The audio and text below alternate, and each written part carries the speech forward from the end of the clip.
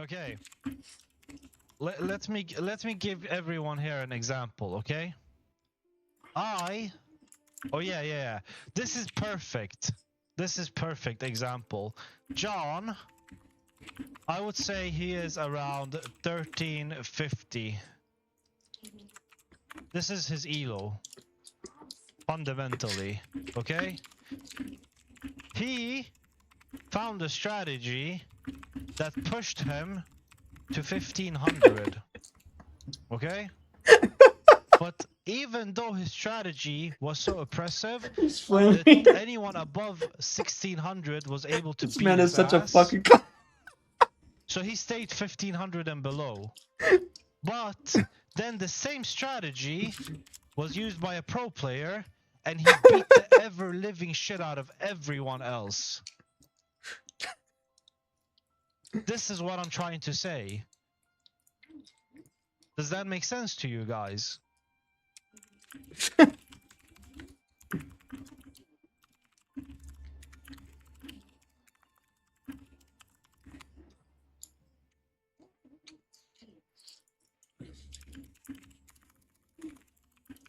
It made sense. It didn't make sense. Someone was saying no, someone was saying yes. Trash logic.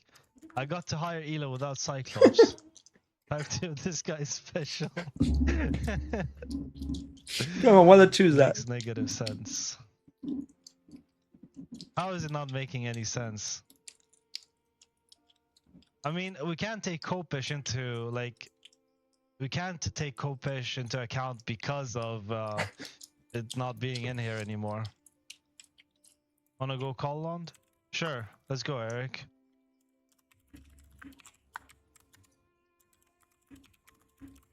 Call me on Discord. Won't call me? Do you want to call John? Okay. Let's go into your Discord, John.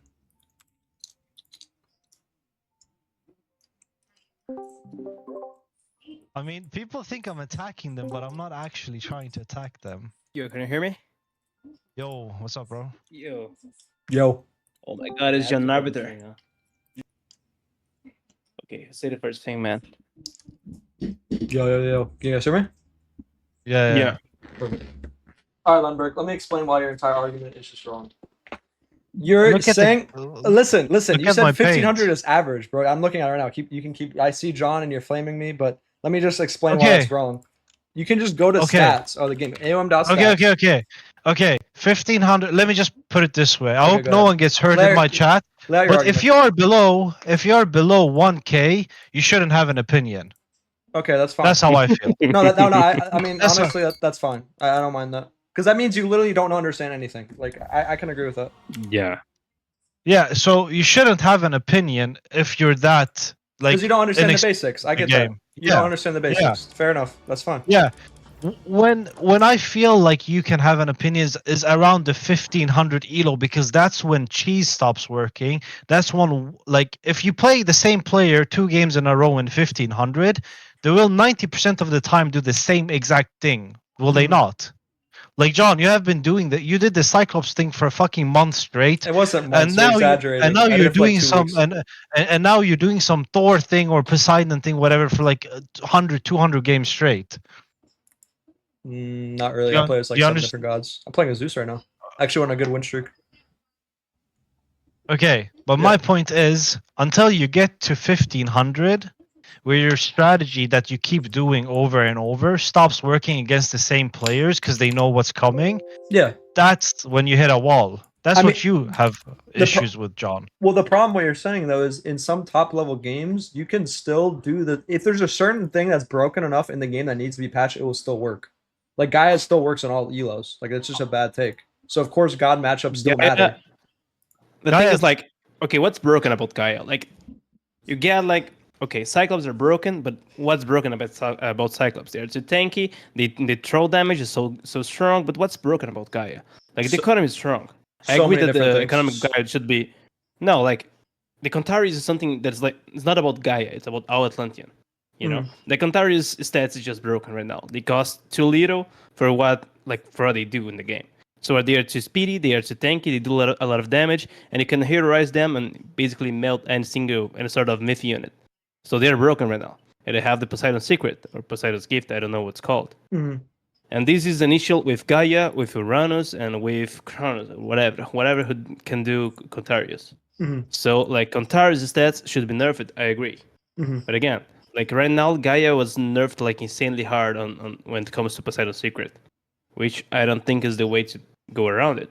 So the issue with like balance patches is they try to nerf something by the wrong way. You know, I always try. Okay, this god is strong, but they nerf the wrong thing. Mm-hmm. No, like, I agree with you. No, I agree with you on that. Actually, no, I 100% agree. Mm-hmm. Okay, like right now, Gaia, like Ra was strong, but the thing is, Ra dominated the ladder because of Slingers. So Slingers, one divine damage was broken, but like, why the fuck Slingers have divine damage? Yeah. There's an anti-archer thing. They shouldn't have divine damage. So they went and nerfed it by the half. Like, why the fuck do you nerf by the half? Just remove it. It shouldn't have divine damage. It's just, like, it doesn't make sense. Wrong. Yeah. Yeah, at all. Doesn't make sense. And so why Riot is broken right now? Widgets. Widgets are the thing. So the thing is, like, with Ra, we can do the same thing with Set, but lower eco. So Set's too strong though, because you can play it in basically on Savannah and Blue Lagoon and maybe Thunder sometimes. You basically know every time when the hunt's coming. So like at the pro level, you know every time where the hunt are. So I can tell you here, like the hunt on Blue Lagoon and Savannah are always on the corners. So what's gonna happen is basically when the start of the game, the Set player is gonna move their priest to the corner, and they're gonna find an elephant or a rhinoceros. Okay, that being said, now you have hunt on your base. Okay, that being said, just spam spearman against basically Norse and even Greek sometimes, and you can spam X-Men against some sorts of Norse and Widgets, and then you have the pressure and everything. The map is going for your side. With Rado, if you press like a good position monument, you're gonna have like insane eco while you'll do off that. But it's harder because you don't have the vision the Set does. So you have to spend Nobilis cover on the map. But if you can't do that, it's broken. Yeah. So going back to what you said about the Gaia and like what I would tweak about Gaia, I think Gaia just in general with their economy and getting like everything, what is it, 50% off on other eco ups, right? And then also you get an age earlier. I think that needs to be tweaked. That is just way too strong. In my opinion, that's just way too strong. Especially on we already talked about why Poseidon's Secret's super good too, but those in hand where you just basically get like free Contarius, it's just ridiculous. Your economy can support endless waves of Contarius and never have a problem. It's just ridiculous. There are three things about Gaia that makes her strong as fuck. That's one, Dryads costing wood. Two, Caladrius not being like able to be touched in a fight. Yep.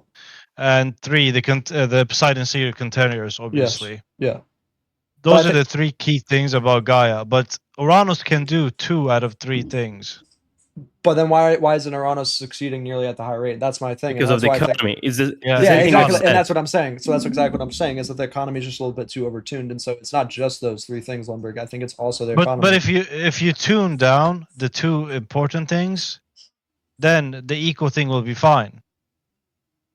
But then you're also nerfing the shit out of Uranus, though. That's my issue. I don't want to nerf Uranus anymore, honestly. I think Uranus will always be fine. Uranus will always be fine. Well, if you nerf those 2 things, I think it's going to hurt him. No. He has Hyperion, and he has Prometheus. Yeah, but you don't want a god to be... This is what I hate about some gods in this game, is that they have to do a linear minor god path, which I think is really bad for the game. Like, literally in all matchups, you have to pick that god. But that's how a competitive game works. That's just how a competitive game works. A lot of games in Legacy, you could play as Zeus, for example. Like, okay, in some matchups, I'm going to go Hermes. Some matchups, I'm going to go Athena. Right now, as Zeus, you go Athena like 99% of the time. And then you were just talking about Hades. Let me finish. Really... With Hades, you go as Ares like you go as Ares like 5% of the time, and then you're just going Cyclops, and people know how to counter it now, and now people are doing it even less. So I think the best way to fix it... Go ahead. In Legacy, meta was established because there were no balance patches. Yeah. No, I get that. Yeah. Everyone knew how shit works. You can't do anything out of the ordinary. Yeah. So people just played whatever was best every single game, no matter what. And some matchups, it changes. Hermes, some matchups, Athena. It just depends on the scouting and what the map does, right? Uh-huh. It's not static. It all comes down to map, matchup, and how you want to play. Uh-huh. So this game isn't a static. No, I think it's more static right now. This is with some gods. no. With some gods. Huh? With some gods, I think are more. No, what I mean I is think they're every too static. single god. I think every single god has its unique way of approaching things. Yes. I mean, you were just talking about it earlier about how Hades, like you rarely go Ares, and then same thing with Zeus, rarely going. But there are cases where Ares can be good still. Ares can still work against Norse. Mm-hmm. I don't like Ares at all. Like personally, like it's just like the Cyclops. You know, like you go for Cyclops, they have a counter. But yeah, they're gonna work at 1500, but you know, when you're playing against someone good, it's not gonna work. Like if I tried this actually, you know, I tried your strategy, John. Mm-hmm. Like Cyclops and ladder, a lot of times I was basically winning everything, winning everyone. Mm-hmm. And then I went Scream of Mista and tried this twice. Like, bro, I got massacre. I never got like insane massacre in my life. Like all the games I played with him were at least like, you know, some kind of balanced. But these ones are just getting straight counters. Yeah. So whenever the guy knows how to play it and how to counter it, it's not good. So like you have to wait until you actually nerf it. Because like it's not gonna impact at the high level because people's not gonna do it against good people, but it's impacting the low level. So at this point we can balance it. Yeah, see that's what I was saying earlier, that the game still should balance at other elos, and you were saying it should only balance at the top, because otherwise you won't touch it then, because then you know how to counter it. Yes, but if and only if it's not impacting a high level. Yeah. If it's impacting, you shouldn't balance at some like when it comes to low level. Yeah. Like every sort of thing you're doing on low level, any sort of buff, any sort of nerf, you're impacting at high level. Most of them. It's not gonna happen if this is not the meta right now. No, I get that. Like the Draugr on Freyr. Like this is something that maybe I shouldn't talk, but it's just like I don't know why they buffed it. I don't know what was the reason behind Hagrid's head. He buffed it, but it's broken right now. The Draugrs are really good. I didn't know that. Yeah, they're broken. They're good as fuck now. Damn. Like the Wadgets are good as fuck. So if you try to do the Wadget strat with Set and then do it with Ra, you know what the reasons behind that Ra is broken right now. And the reasons because of the economy. So the Wadgets are broken. Yes, the Wadgets are broken because of divine damage, the poison. And it's not something like just Wadgets do. Poison around the game is basically broken. Everything that's come with bleeding or poison is divine damage, and divine damage in this game is something that I don't know if should, you know, keep on the game. Divine damage is something that I think it should only exist. My take on divine damage is it should only be in the Mythic age. Before Mythic should be divine. It makes no sense that slingers have it, like we just talked about. No myth units or tech should be accessible with divine damage until Myth age. That's how I feel the best balance would be, you know? If they want to keep it around. I can agree with that, because it Myrmidons and then like Osiris and like all those other things, I'm fine with it being in Mythic because it's the last age, right? Compared to like these other, like you could get in Classical Age. It makes no fucking sense with slingers. I don't know. And damage is something like bleeding on the other thing that I've gotten Bite of the Shark. It's just something that you know, like it's broken. That's divine damage. That's divine damage. Yeah, that's divine damage. The poison on Artemis. That's the reason why people don't understand too. They shouldn't go Hephaestus. They should always go Artemis. Yeah. Doesn't matter. Like, okay, I'm gonna get the armor upgrades, bro. You get a one tag with Artemis, which is I don't know the name though. Shafts of Plague. Yeah, it's just like poison on arrows. This is basically it's lingers but stronger, and way stronger. It's basically these lingers from previous patch, but even stronger. And I have Manticores too. Not the Manticores, sorry, the Chimeras. So like, just poison on the game, divine damage is something. But then like you have Myrmidons that they have divine damage too, and they are that good because you can spam them.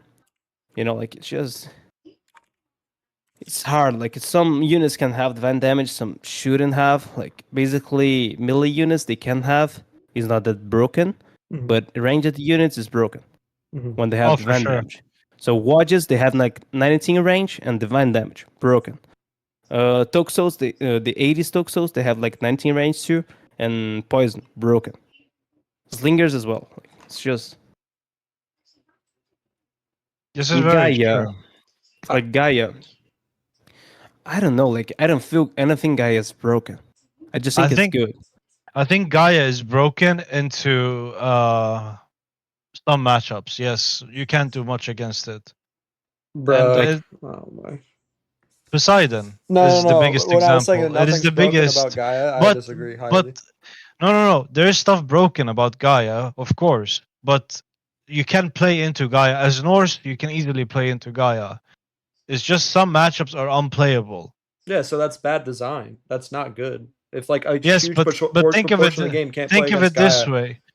Think of it this way: if you nerf that aspect, if you nerf that, then like the god becomes even worse because now it can't win against that or Norse. Do you understand what I'm saying? Well, then maybe some things about Norse need to be tweaked, and I already talked about that. But But Norse gets shit on. Like it's like it goes in a circle, right? who does Norse get shit on by Egyptian? Egyptian gets shits on Norse. Norse shits on Gaia. Greek shits on nobody. They Uh, shit on other Greek players. no, Greek actually shits on. If you have Athena, you shit on Egyptians. You think so? 100%. You can, yeah. I still don't think it's like you shit on them. Maybe it's just more even. Or maybe I'm wrong. No, I no, can no, show no, you no, Zeus no, later. no. You can 100% shit on anyone with Yeah, Athena. You can. You don't even need Athena to be very honest. You can do it for Hermes too. What, doing what? Just hoplite Archer or hop Archer? Like Zeus, no Zeus, just spam manticores, bro. Like I was if you have- playing, bro. I was playing a perfectly executed game against Divine the other day. He was playing Zeus. He didn't have gold for 15 minutes. He sits in his base, trades wood, and pushes out with 20, 30 hoplites, 10 peltast, and 4 manticores. Well, yes, I'm there with my dick in my hand, and I lose the game after yes, playing it perfectly. the whole play Athena attack should have been nerfed. And the recast for restoration is something that I don't understand. Like I play Zeus. I don't think Zeus is good right now. Like it's just one thing, you know. Like it's one Yeah, thing. yeah. It's same with Set, for example. Like I don't think Set's good. I just think watches are broken, so Set becomes good. If Waters get nerfed, Set becomes the worst god in the game. Yeah, probably. If Athena gets nerfed, Greek is now shit against everything because even Norse is close to beating Greek, but it's just the resto spam makes it playable. I think Zeus is still good though. Like even if Athena is bad. I disagree, bro. I don't know how you can say No, that. I've it's seen. just Wait. Genesis proved that. Like, I looked at the Genesis stats too, and Greek was really struggling from what I saw. Me and Grass looked because this people up don't earlier. know. Like people don't know. Like I got this strategy basically from a scream with Mista, but like people don't know how to play Zeus on land. They just play it on like water maps. That's why Zeus win rate was so good on Genesis, but It people was all don't water really maps. play It it was on all land. it was all water, and that's what I'm Yeah. saying. You can't. But Eric, you're saying these players don't know, but meanwhile, these are literally the best of the best. Like top, what is it? Top 62 that qualified, But or even top the best 16. So players I don't get it. know They make stuff, man. mistakes, but still, that's still the best of the best. No. The game. At what But point have are you you going to have you bounce it never had a around god? Mista only? Like Mista only. Have you never had a game? Have you never had a god where you pick it and you're like, what the fuck am I doing? What the fuck do I Exactly. do? Like no one knows how to play with 14 gods or 13. I don't know how many gods in the game right now. I played Zeus like 2 hours ago or whatever, and I felt like, what the fuck am I doing? You know, I felt so clueless, Mm. and it was on Ghost Lake, one of Zeus' best maps, and I felt clueless. Even though I play Hades and Poseidon really well, I can't play Zeus. Like if you know what I mean, like Kivov's Gaia is better than Mista's Gaia. Mm-hmm. You know what I mean? So like when it comes to God, Kivov's gonna know more about Gaia than Mista will. But Mista is a better player. Mista knows more about the rest of the gods. So this is basically like people they have like one main and something like that. And the issue is like when you have to draft, you have to focus a lot of gods. So like in my head, I know how to play Zeus on basically every matchup in specific maps. I have Zeus as a main god, but it's not like on all my screams that I played, I was picking Zeus on specific maps, and it's not the water maps, by the way. Just like I'm talking about land, so I know how to play Zeus on these maps, you know. Mm-hmm. So, but I don't know how to play it in the like entirety of this thing. That's why I have to draft. And people, they don't know stuff, because they didn't scream with me or with anyone that was doing this thing. Like people that screamed at me, they knew, or screamed with the guys that they screamed with. But it's just like people on high level, they aren't screaming at everyone. Like they have like small groups of screaming of part or training partners, and the information gets spread by this. If you know what I mean, if this makes sense. Yeah, I mean, Bro, I can't believe you guys are defending Gaia, bro. Like I don't. No, I am not defending Gaia. I am defending balance. If the balance is based off of people who are like not basically average at the game, then it gets like all over the place, Okay, but listen, someone in my chat actually said it perfectly. Well, let me say this. Top players can easily adjust their playstyle to fit balance patches. I think it's also important to see how patches are affecting the rest of the player base because without them, this game won't have support. If a unit or god is causing chaos on the lower levels because you need a certain skill level to overcome it, I welcome these changes to this game. It is more friendly to new and average players as well. I think that's important too. You have to have that. I don't disagree. I completely agree with that. Yeah. But I agree too. you always start at the top. No, I get that.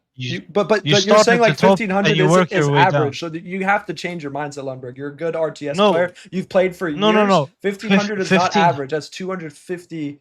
That's top 250 if something is too hard to play around, it should be nerfed. Yes. And yes, it's going to impact the low level. Exactly. Like, implosion is too hard to play around. Yep. You can't do anything against implode. That's something that should be nerfed across every elo. Mm-hmm. That is just a click to win button, right? Yes. Resto is really, really strong and it's super spammable. I think that needs a nerf because it's breaking the game in every single elo. You saw this and the text too. What did you say? The hoplites text too. They need like a nerf. Maybe they cost like Dude, if you increase Greek the cost. Will literally be so bad on top of like Greek is already not even very good with those nerfs as well. Like I literally don't know what the fuck. So you need to tweak it. So you need to tweak other stuff. Then if you're gonna nerf that, you have to give like a buff to heroes for Greeks 100%. Yes, but that's the thing. You're adjusting. You're nerfing stuff that is overtuned and fine. compensating with buffs. No, but the problem is with the development team sometimes I feel like they just pick one thing and then don't touch anything else. And then it's unplayable. They are making some like they are not as active, I guess, as they should be in looking into stuff that is oppressive. Mm-hmm. Yes, like, I agree. Wadget's being untouched for this long. Like people thought it was just the slingers last patch, and that's what I think. That's why I think Wadgets were untouched because slingers were so next to each other all the time that you forgot about the Wadgets. No, you're right. You're actually right. No, you're right. They were always side by side. That death ball was untouchable. And then they buffed the Migdo units because Magic said that Migdo units are weak, but they didn't nerf the strong thing.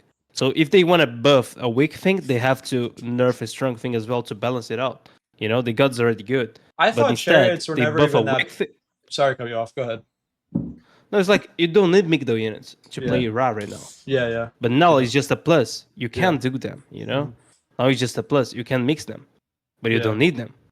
No, it's just you have to. Okay, I want to buff the Migdo units to make them more playable. I want people to do Migdo units, but the issue is like the infantry units are so strong. You have Wadgets. Why would you do Migdo units? You have to understand the reason why people are not doing this, and it's not like they don't understand. They just do things like Implosion. I told Hagrid. I showed this message to someone. I don't remember who. Like I think like one day after the patch came, I did this for with Grass. And we tested like Grass had Crohn's and Gaia this cream. So both games I was winning until I got Implosion. And the Implosion just basically my pop went from 220 to 130. Mm-hmm. Like and then I just lost because I lost. It's momentum. No counterplay. Yeah, no counterplay. Yeah. And you can't do shit. I was splitting my army in two things. I was doing spread formation. I was doing everything I could to like you just can't run around it. And then I told Hagrid, "Yo, bro, look, you can't run from Implosion. They suck units too fast. You can't do shit about it." And then Hagrid answered me with like, "But that shouldn't be how the god power works." That's literally his message. Like, the god power should work this way. Which is wrong. Yeah. Like, and then he used an example, the lightning storm, which he has the delay, and you can just, like, run from this. You have the counterplays. You can you're not getting sucked sands. In. You can't. You don't get sucked in. That's you the can difference. shifting sands. You can underworld. You can do a lot of things to just, like, avoid it. Yeah, avoided that play around. Read what Red Blackhand said in your chat, bro, because I think he has a good point, and that's what I just don't know if you're. Since they're not listening, tell them this is a fucking problem. If 1500 plus is 2% of the player base, the game can't be balanced around that elo. If a strat is viable 1300 plus, but people who can counter it are 1500 plus, then the strat must be nerfed instead of being dickheads and saying 1300 plus don't understand your product. Because it's true. Okay. Let me say a point about that real quick. So if you're both the same skill level, around the same skill level, right? The god matchup still will matter. That's why I don't think your point was correct. It's like, oh, god pick doesn't matter. It does matter. And nearly any elo above, I would say 1300 or 1400, god matchups matter because you understand the basics, right? You may not be as good, but you understand the basics, so god matchups still matter. And that's why my point with Gaia is that, like, a Gaia player who's equal in skill level to another player will just win every single time because their god just better. That's my argument, right? But that's my issue. Then you should be saying every Norse player is beating the shit out of every Gaia player, no? I would actually say no. Let me check the stats. I'm actually interested. It's just like it's you nerf Gaia because people don't know how to play against fast Cantarius, and then Gaia becomes unplayable at high level. When was Gaia nerfed? Was Gaia nerfed again recently? Yeah, the Poseidon's gift was nerfed. The Implosion was a little bit nerfed. How was Poseidon's gift nerfed? It is now 30 favor. Like it's a bit like. Is this a hotfix? I didn't see about. No, it's just more expensive. I didn't even see that. I didn't even realize that in the most recent patch. But that's like I think so. I don't think that was touched. Okay. The side secret's the same. Let me check. Okay, you all guys are arguing about 1300. The game should be balanced around 1300 as well. But think of it this way: if something that made let's take Watches as an example. What if it wasn't OP, but in 1300 it was OP as fuck, but not in 1800? Mm-hmm. So now if you take it and nerf that, then it's completely unplayable in 1800. Mm-hmm. Then it becomes completely useless. No, I mean, this is tough. This is what the developers always have to choose, right? But the problem is that's why the easiest way of addressing something is start from the top. Okay, at 2k elo, I see Mista abusing Wadjets like no tomorrow. How is it? What's happening in 1500 or between 1500 and 2k? The same thing is going on there. So then you know for sure that it's an issue. So then you know this is a problem because then you don't need to go. Then you don't need to go to 1k elo to see what's going on. Then there's certain strategies. Like I don't know if you guys ever played AoE 4. There's a strategy called the White Tower Rush, and that strategy absolutely destroyed every single lower level player from like Conquer 1 to like the rest of it. No one could like. It was very, very hard strategy, but the tippy top players knew how to beat it. So that's an issue in my opinion. I feel like something like that could be tuned down because it's not going to really impact the top level players anyway because it's not. Yes. Yeah, you see what I'm saying? I agree with you. If it's not impacting the high level, you can balance stuff for the low level. But if it's going to impact, if it's going to make something broken or useless, you shouldn't nerf that. No, I agree with that. Like you shouldn't touch that. So that's always like, go ahead. No, I agree with 100% what you're saying. It's a big problem, and that was my brother made a whole video about that. Beastie QT, I don't know if you guys know who that is. He literally challenged my brother to stopping the White Tower Rush, and Chris was like, "This is literally proving my point. It takes the best of the best, top one player to beat this strategy," and he was literally laughing the whole time about it. It's like this is really proving my point that like no one else in the whole game can stop it. As I said, if it's something that like takes a lot to play around it, it should be nerfed. Exactly. Always. It's going to impact the high level. It's going to impact the low level. It's going to destroy the player base, and that's what I think what's happening with Gaia right now, and that's why I think people are getting. I've already talked to so many different people is that they have such a difficult time punishing Gaia. It's very hard to punish Gaia right now, and nearly all levels. There's 3 things that I think Gaia should do wrong. Like I think most people are going to do that. Like the eco oops are so cheap. Is the economic guild so cheap too? It should be increased. I've told that like even Keen chat when people was actually was Magic asking like what would be your patch notes, like what would you change in patch, and send that. So the economic guild would be increase the price for like 5 or 10%. the economic upgrades would be increased as well, the price, and the Cantari's stats it would be is lower, and the implosion is not even the damage. They nerfed the damage because it was broken. But again, the issue was never the damage. The issue was not having a delay. It instantly sucking units. So this is the problem now because they fucking nerfed the damage.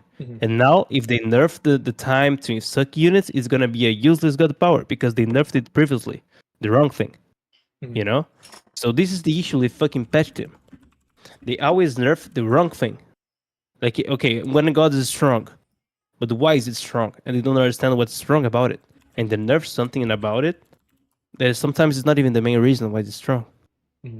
Like the widgets, yes, the widgets are strong, but why they're strong? Is it the poison? You know? Swami, you are making a great point. The French Knights in AoE 4, it was extremely toxic gameplay. I agree with you. But the way you can approach issues like this is not instantly, like, you can either buff other civs to deal with it, such as increased tower damage, increased town center damage, or whatever. So, you know what would fix the Cantarius? Fix the fucking town center track rating. Fix towers. Don't let them be so shit. Can we all agree towers need a buff? I think literally every single person with towers should be. I don't agree. I don't agree. You don't agree with towers being buffed? Oh no, my god, bro. No. Right now, crenellations are worthless. Yeah, no, like it's not. I'm not agreeing with this. Not because I don't think like. I think the Contarias are strong, but like I don't think the Hippicon, the RC, they are so impacted by this. I don't think you should be able to defend this easily. The Contaras are strong because the Contaras are strong. If you're having an issue with the cavalry, one specific cavalry, you shouldn't buff one thing that will counter all other cavalries on the game. No, I get what you're saying. I get what you're saying, but I think right now in general, towers just do way too little damage in general. But when I think the way I see it, this is how I look at it. If a base raiding cavalry can TC dive you and avoid all the damage, then it's not a good thing, right? It's not easy to do, man. It's not easy to do. But it's doable. It was always doable, even on Legacy. Yeah, way but worse it trade, wasn't though. You as lose a lot easy. More. Yeah, you lose a lot. Look at it this way. Look at it this way. So you got crenellations and Legacy. You would say, okay, my opponent invested this much in that. I shouldn't bother anymore. Now you can get whatever the fuck you want, and they can still dive you and get what's it called? Get a lead from it. Because trading units for villagers is fine. You know what's way easier? It's not even like the towers, more about the pop. Like you have more units to play around. It's also. I mean, units specifically take less damage though. That's just I disagree. But when I remember how the old game was, like how eggy it was at all. Like you were basically going for trade route and then spamming mercenaries and doing towers and basically playing on units that don't cost you pop. So how did it get fixed in this game? The trade is shit now. That's a lot better recently, but it's not nearly as good as. So they're gonna buff it at some point. I think they should. I know Hagrid. I think they should buff it again. I don't think so. The mercenaries buff, for example, it's a wrong thing. It shouldn't be nerfed. The mercenaries right now are really fine, in a fine state. Yeah, mercenaries are fine. I think they're strong, like actually strong. I don't think they shouldn't have nerfed it, buff it before. Like the trade route right now, I think they is exactly how they should be.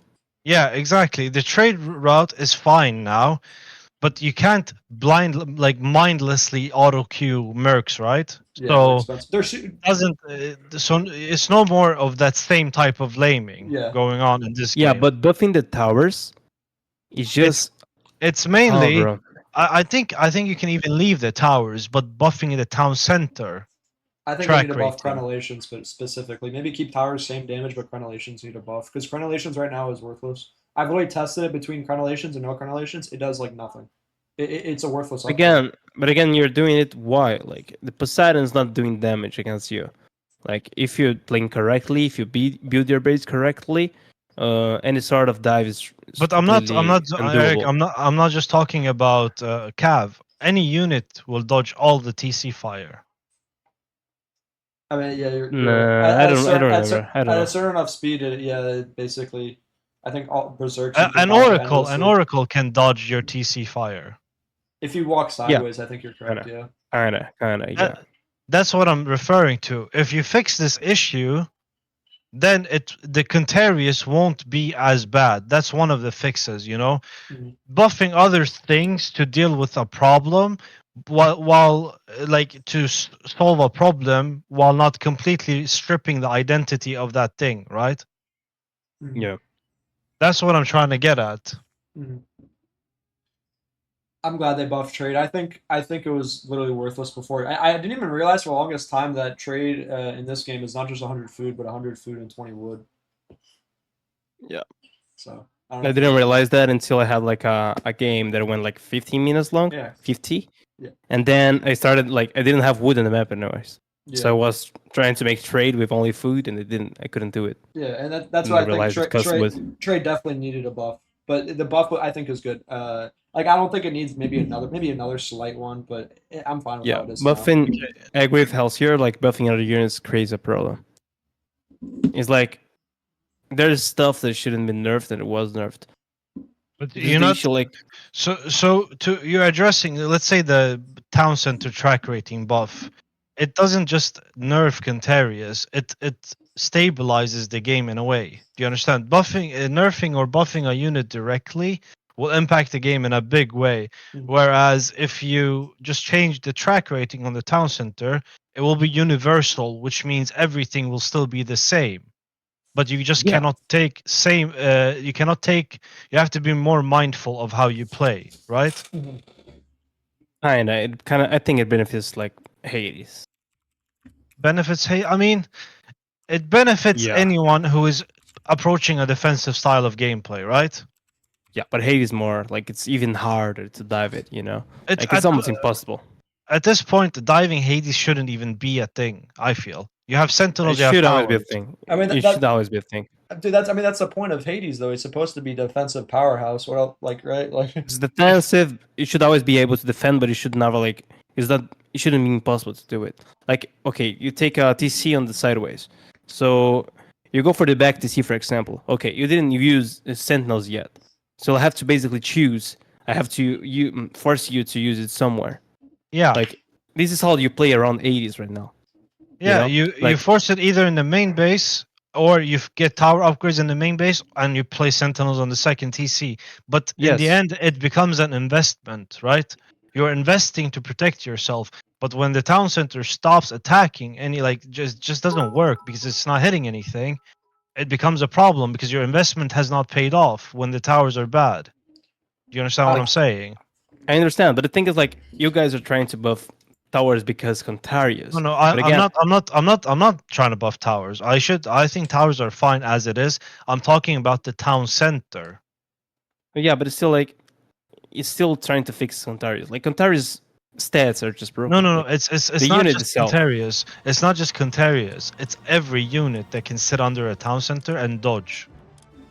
Yeah, but like, okay, the game is okay in this way, you know. Like it can go around it. You know, like it's not an issue right now. That's what I mean.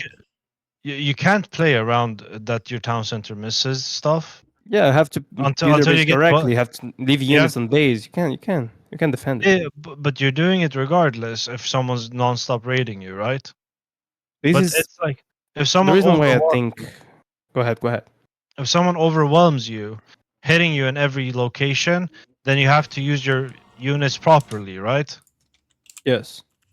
But what is the point of if the town center can't even help you defend? Do you understand? Even after you invest resources, that's what I'm trying to say. Diving bases, you can get away with it too much. I feel like it's no risk. There should always be some form of risk, even as far as going as changing the town center to, if obviously let's say it starts at 5.4 track rating, right? So you hit any unit that is, or even 5, let's say 5. Any unit above 5, it doesn't hit, okay? Until you get ballistics or whatever you need, crenellations, ballistics. But then now you can't just mindlessly raid, and your units, if they get stuck, they actually get hit. You understand what I'm saying? And even if you were to do this, you can change it so that only one tower, or only one arrow is guaranteed to hit. Second one can still miss. That's the middle point. Do you see what I mean? I agree with you, Lundberg, and I think they I know probably what I should mean, but improve yeah, I that. disagree. I think they should improve that slightly, but I'm going into editor right now to prove my point about how stupid tower correlations are right now. It is such an expensive tech for. I know it's bad. Very It's bad. little. Just don't get it. Don't get it. Don't take it. I think they need to upgrade, like make it a little. Either they have to make it cheaper or they make it better. I think they should just make it better because it's just You can it's take them worthless. though. Like if you're against Therma, for example, you can get them. You know, like it's just not gonna work against Contarius because Contarius stats are broken. But against Therma, for example, it's gonna work really good. Mm-hmm. It's just Contarius. Contarius are too fast. Their pierce resistance too high. And then someone said about Prometheans. Like Prometheans damage on Vils is really strong. Bro, I had a game the other day where, like, Chronos 3 minute up. I couldn't get my temple up, bro, because of the Prometheans dodging every single arrow. Is that okay? Yeah, no, that it's really toxic. It's actually worse with automatons. It's actually worse with automatons, Lundberg, by the way. Yeah, it works with automatons too, but the Prometheans split into 4 fuckers after you kill them, and it's just as bad. No, it is really rough. Reading is something else. Like it's specific. Like again, specific stuff. I mean, I do think Contarius are very strong, but I'm saying in general right now, I truly believe that towers. Like the reason, really like bad. tell me what you're doing against Gaia. By the way, I know you think Gaia is broken, and the reason why you think it's broken is because of personal opinions and personal experience. So tell me how it's going in your games against what you're doing specifically, what army you're doing, everything you're doing, and what the army is doing, and what is hurting you. Just tell me. So my main issue with Gaia right now is that you can't really fight in classical age, because if you go hoplites, what do? They just fucking spam pure Terma, and they just keep backing up. They kite you to death. So you can't fight in classical age. So what does that mean? Gaia is then just gonna get ahead of you more and more and more because she automatically is ahead with her eco ups. So the only really window you have with Zeus and Greek, I think, is just getting to the heroic whatever timing attack. But that doesn't really work either, because then by the time you get to the heroic age, they're usually heroic and then shitting out Contarius with their dryads that cost wood. It's a nightmare, man. You can't. It's so difficult to deal with. Problem. Zeus shouldn't have this problem. Because you have hoplites that are what, 4.9 speed? You can still kite them to death with the Terma. It still works. Don't just sit in your base. Just you don't have to go out. Just sit in your base. So and just let go them out forfeit map control. That's my problem. They forfeit map control, then they just get all the hunt and everything. You don't need it as Zeus. You don't need it as Zeus. Let me tell you, John. So basically, how to play Zeus like against Gaia, usually. So if you go Hermes, you die. This is the first thing. So you gotta go Athena. And what you do with Athena, basically, you do the one hero only. You don't do the second hero, only one hero. You get classical at max 330.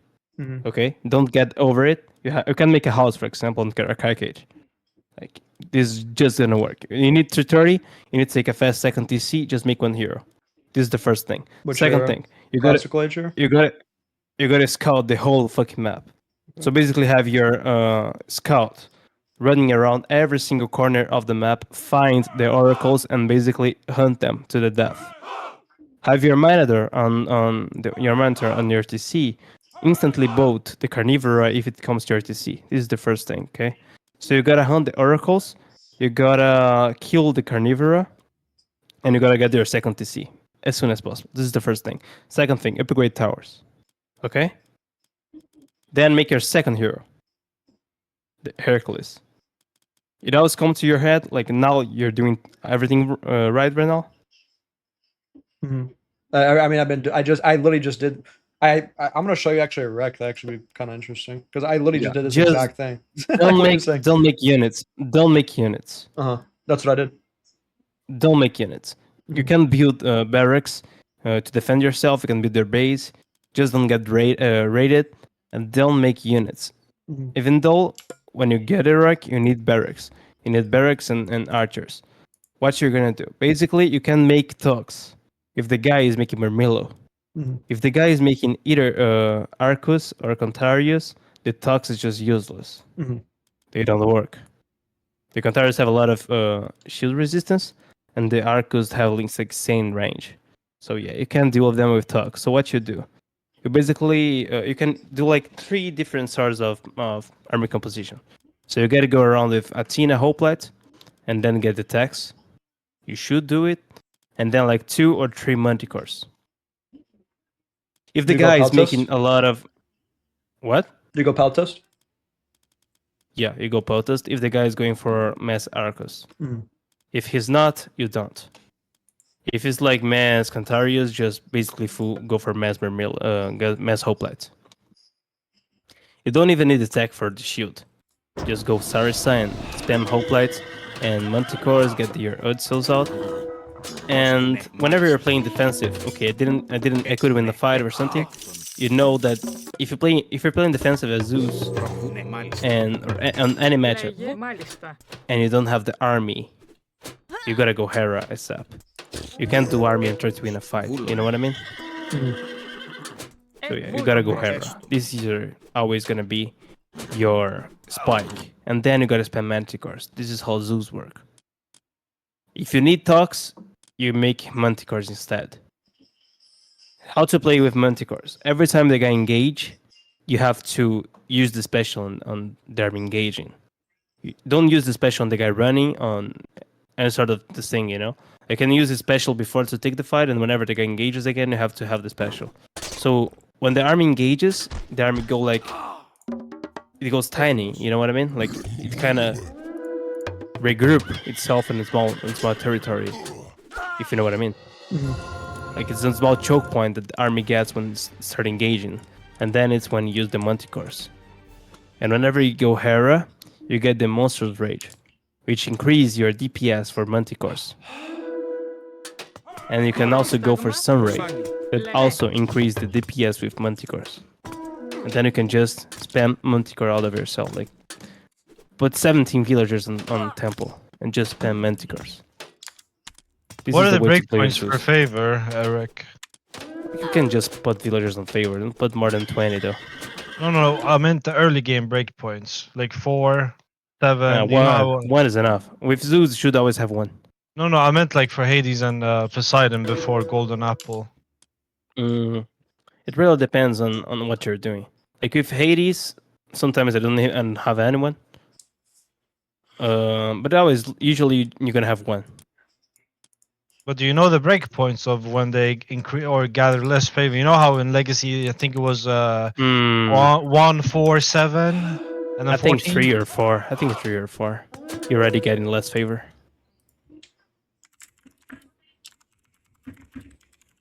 That's why you should always have 1. Like all the time. You only keep 1 on favor the whole time on Zeus? But you need more if you're gonna spam Manticore, no? Whenever you click heroic, you can put like 5 or 6 or 7 or 8. It really depends on how much you want to spend Manticores. And whenever you're going Mythic and you're basically making your army basically on Hoplites and Manticores, you can put like 17 villagers in favor. And then whenever you want Resto or both, you can just stop Manticores for a minute and you're gonna have Resto. You know? And this is your aim with Zeus. Like this is the army composition you want. If the guy has a lot of heroes though, it shouldn't work. And then just go for normal army. But usually against Gaia, against Atlantean, who's always gonna do Cantaris and Arcus, you should always have like more Hoplites and then some Peltast.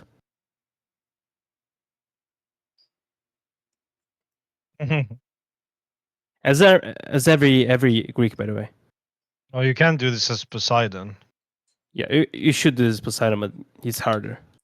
Hoplites, you can't build you can't take into Manticores. No, Manticores you can't, but you have to go like with Poseidon is different though. Like with Hades and Greek no. With Hades and Zeus, you can basically push on the heroic with Manticores. But with Poseidon you can't. You have to go Mythic.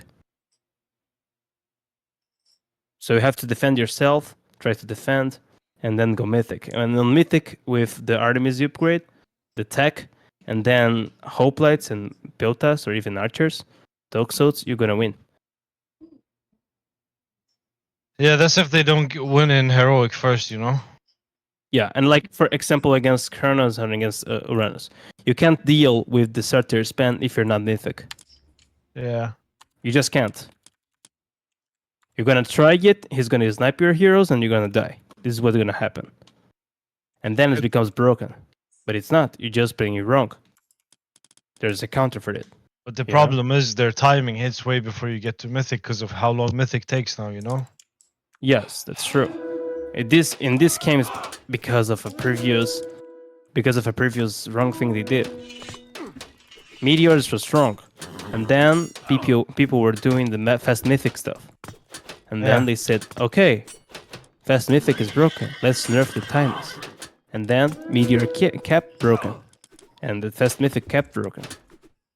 Like, this is the issue with these fucking patches, man. They don't understand what the reason why stuff are broken, and they nerf the wrong thing. Fast, instead of nerfing fast mythic, nerf fucking meteor, you know? Yeah. Address the issue instead of changing everything. You know what's weird too? Like the tornado having smart target. The meteor too. It's just weird. Yeah. It's just it's always gonna fall on your units. And tornado too is gonna follow. If you don't split your army on tornado, it's gonna kill everything. Oh yeah, for sure. I noticed that. I mean, to be fair, Swami, like how little mid-elo opinions matter. Obviously, they matter, right?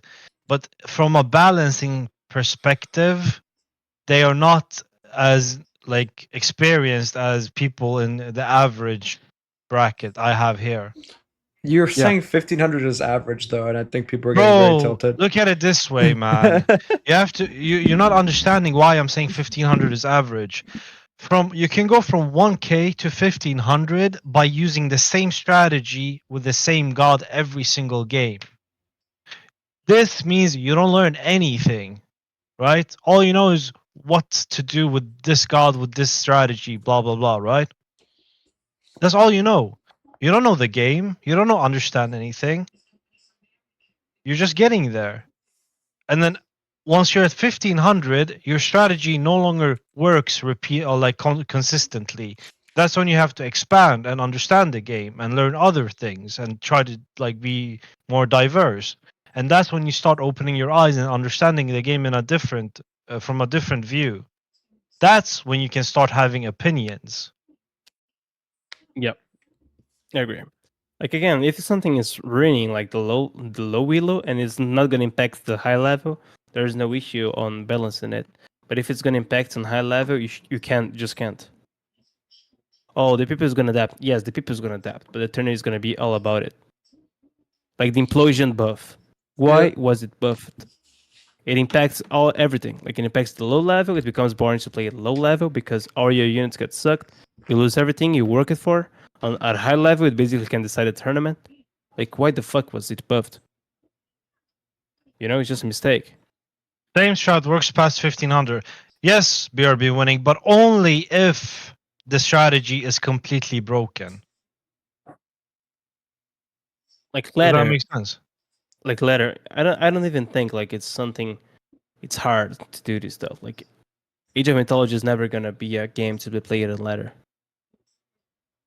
If you want to practice for tournaments, if you want to like actually learn the game, just forget about the ladder.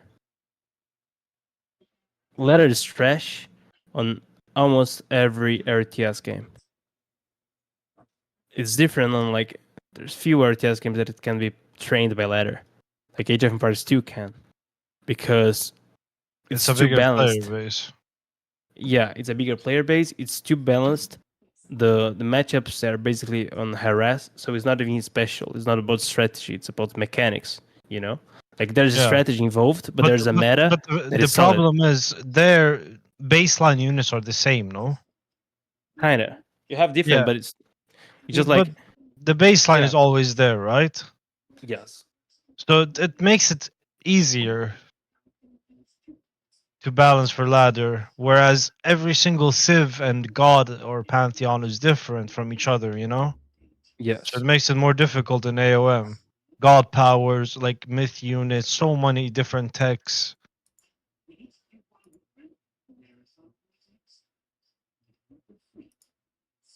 It's just like the ladder is trash at every sort of RTS high level. It's literally impossible to balance the game for high level with that in mind because the sample size is so small you can never measure what you did. Again. You cannot have data like small, like the lower level players.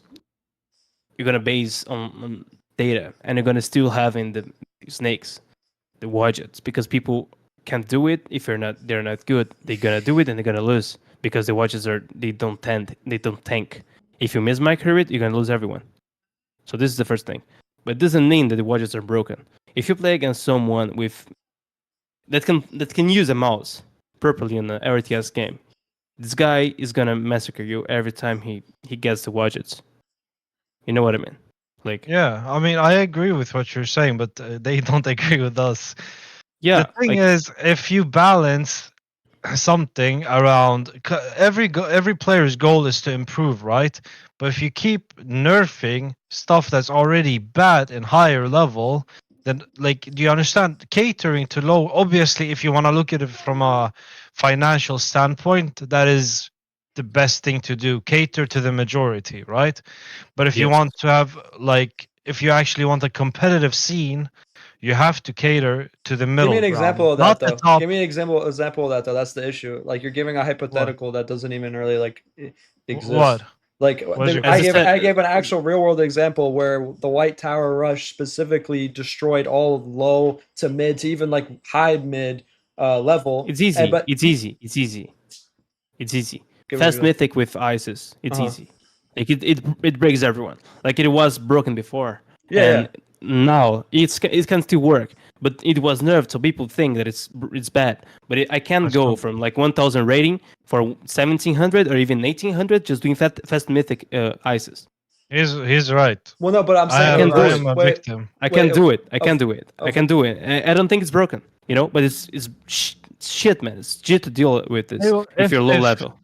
If anyone wants to try this out genuinely, we will give you an ISIS build order for a fast mythic. Entropic said it perfectly in your chat. Go play 30 games and then you'll see how like you should be a 1K player or around 1K, and then come back in 30 games, execute it, and then see where you end up. All I'm saying is if you don't actually pay attention to mid level as well, the game will die very quickly. And that's happened in AoE for a lot of player base I think the game I think the game is very balanced right now. I do think it, but there are some things that are so over the top that it basically makes some stuff like you just forget about everything else because you're getting abused. You're getting abused. I mean, I think I agree with you too. Actually, I think the game actually like the balance isn't horrendous, but I think Gaia and like a couple other things are just making it feel a lot worse than the balance. Again, Implosion is something that needs a change. And again, I told this Hagrid one day after the patch came, and he didn't change for the correct way, the way you aimed him to do, which is basically delaying the time the units need to be sucked. I think they went too over with the damage. Yeah. Like it's just fuck, man. Why does it even like? For me, it doesn't make sense. Units being instantly sucked. You know. The way I look at things is if a high elo player, a 2K player or a pro player can abuse something so hard that his opponent can't play the game, what stops a 1500 player from copying that? And as long as you have an arm and somewhat intelligent, you can always replicate what that player did. Yes. Can you not? You can. You always can. Yeah, we have 3DB, man. He got to almost 2K abusing this new thing with Thor. What is he doing, by the way? I didn't see it. Like for the last 2 weeks. He's sitting in his little base, bro. He's not even leaving until heroic. He's trading. He's trading for fucking gold to get to heroic. He places his gold mine. He gets full pop, and then he pushes out with flaming weapons, and you die. Wait, does he get all armory upgrades and gets like extra villagers and shit? Wait, really? So that's when bronze as Mr. well? told me something about it. Like actually. Wait, bronze as well? What do you mean bronze? Like bronze upgrades. Like he gets bronze upgrades, like and he's like super green. You can, yeah. You can, funny. yeah. I didn't even think of doing that with Thor. You just sit in your base But and you just spam you have upgrades. to mass heroes. You have to Yeah. mass heroes. Yeah. You gotta do like a lot of hearses. And this is the thing that it's gonna be different between a low level player and between B. B is one of the coolest players we have in this community. He is so intelligent and coming up with stuff that is abusive as fuck. Now Yes. he's abusing people at 1900. Now get someone in 1500 to do his thing, they will increase by 200 elo because it's so oppressive because you can't punish it. You can't punish what he's doing. He's upping at 530, you can't punish it. Because as long as there's a wood line that is somewhat safe, he's going to be in the game. That is why the only map I found that's able to counter it, Eric, guess which one it is? Say again, sorry, you was paying attention to the chat. There's one map that can counter this strategy from B. Only one map, though. Map? Yeah, map. It has to be the map. Megalopolis? No, it's Nile Shallows. Oh, because of how small the tree lines are and how little wood you have in your base, it can actually get like you can end up getting destroyed. Giza as well. Yeah, Giza and Nile Shallows. Those two maps are the only time he's weak. Why this guy in my chat said he's upping at 530 and you can't counter it? Okay, I'm calling cap on that one. So how does he survive? Like he has two.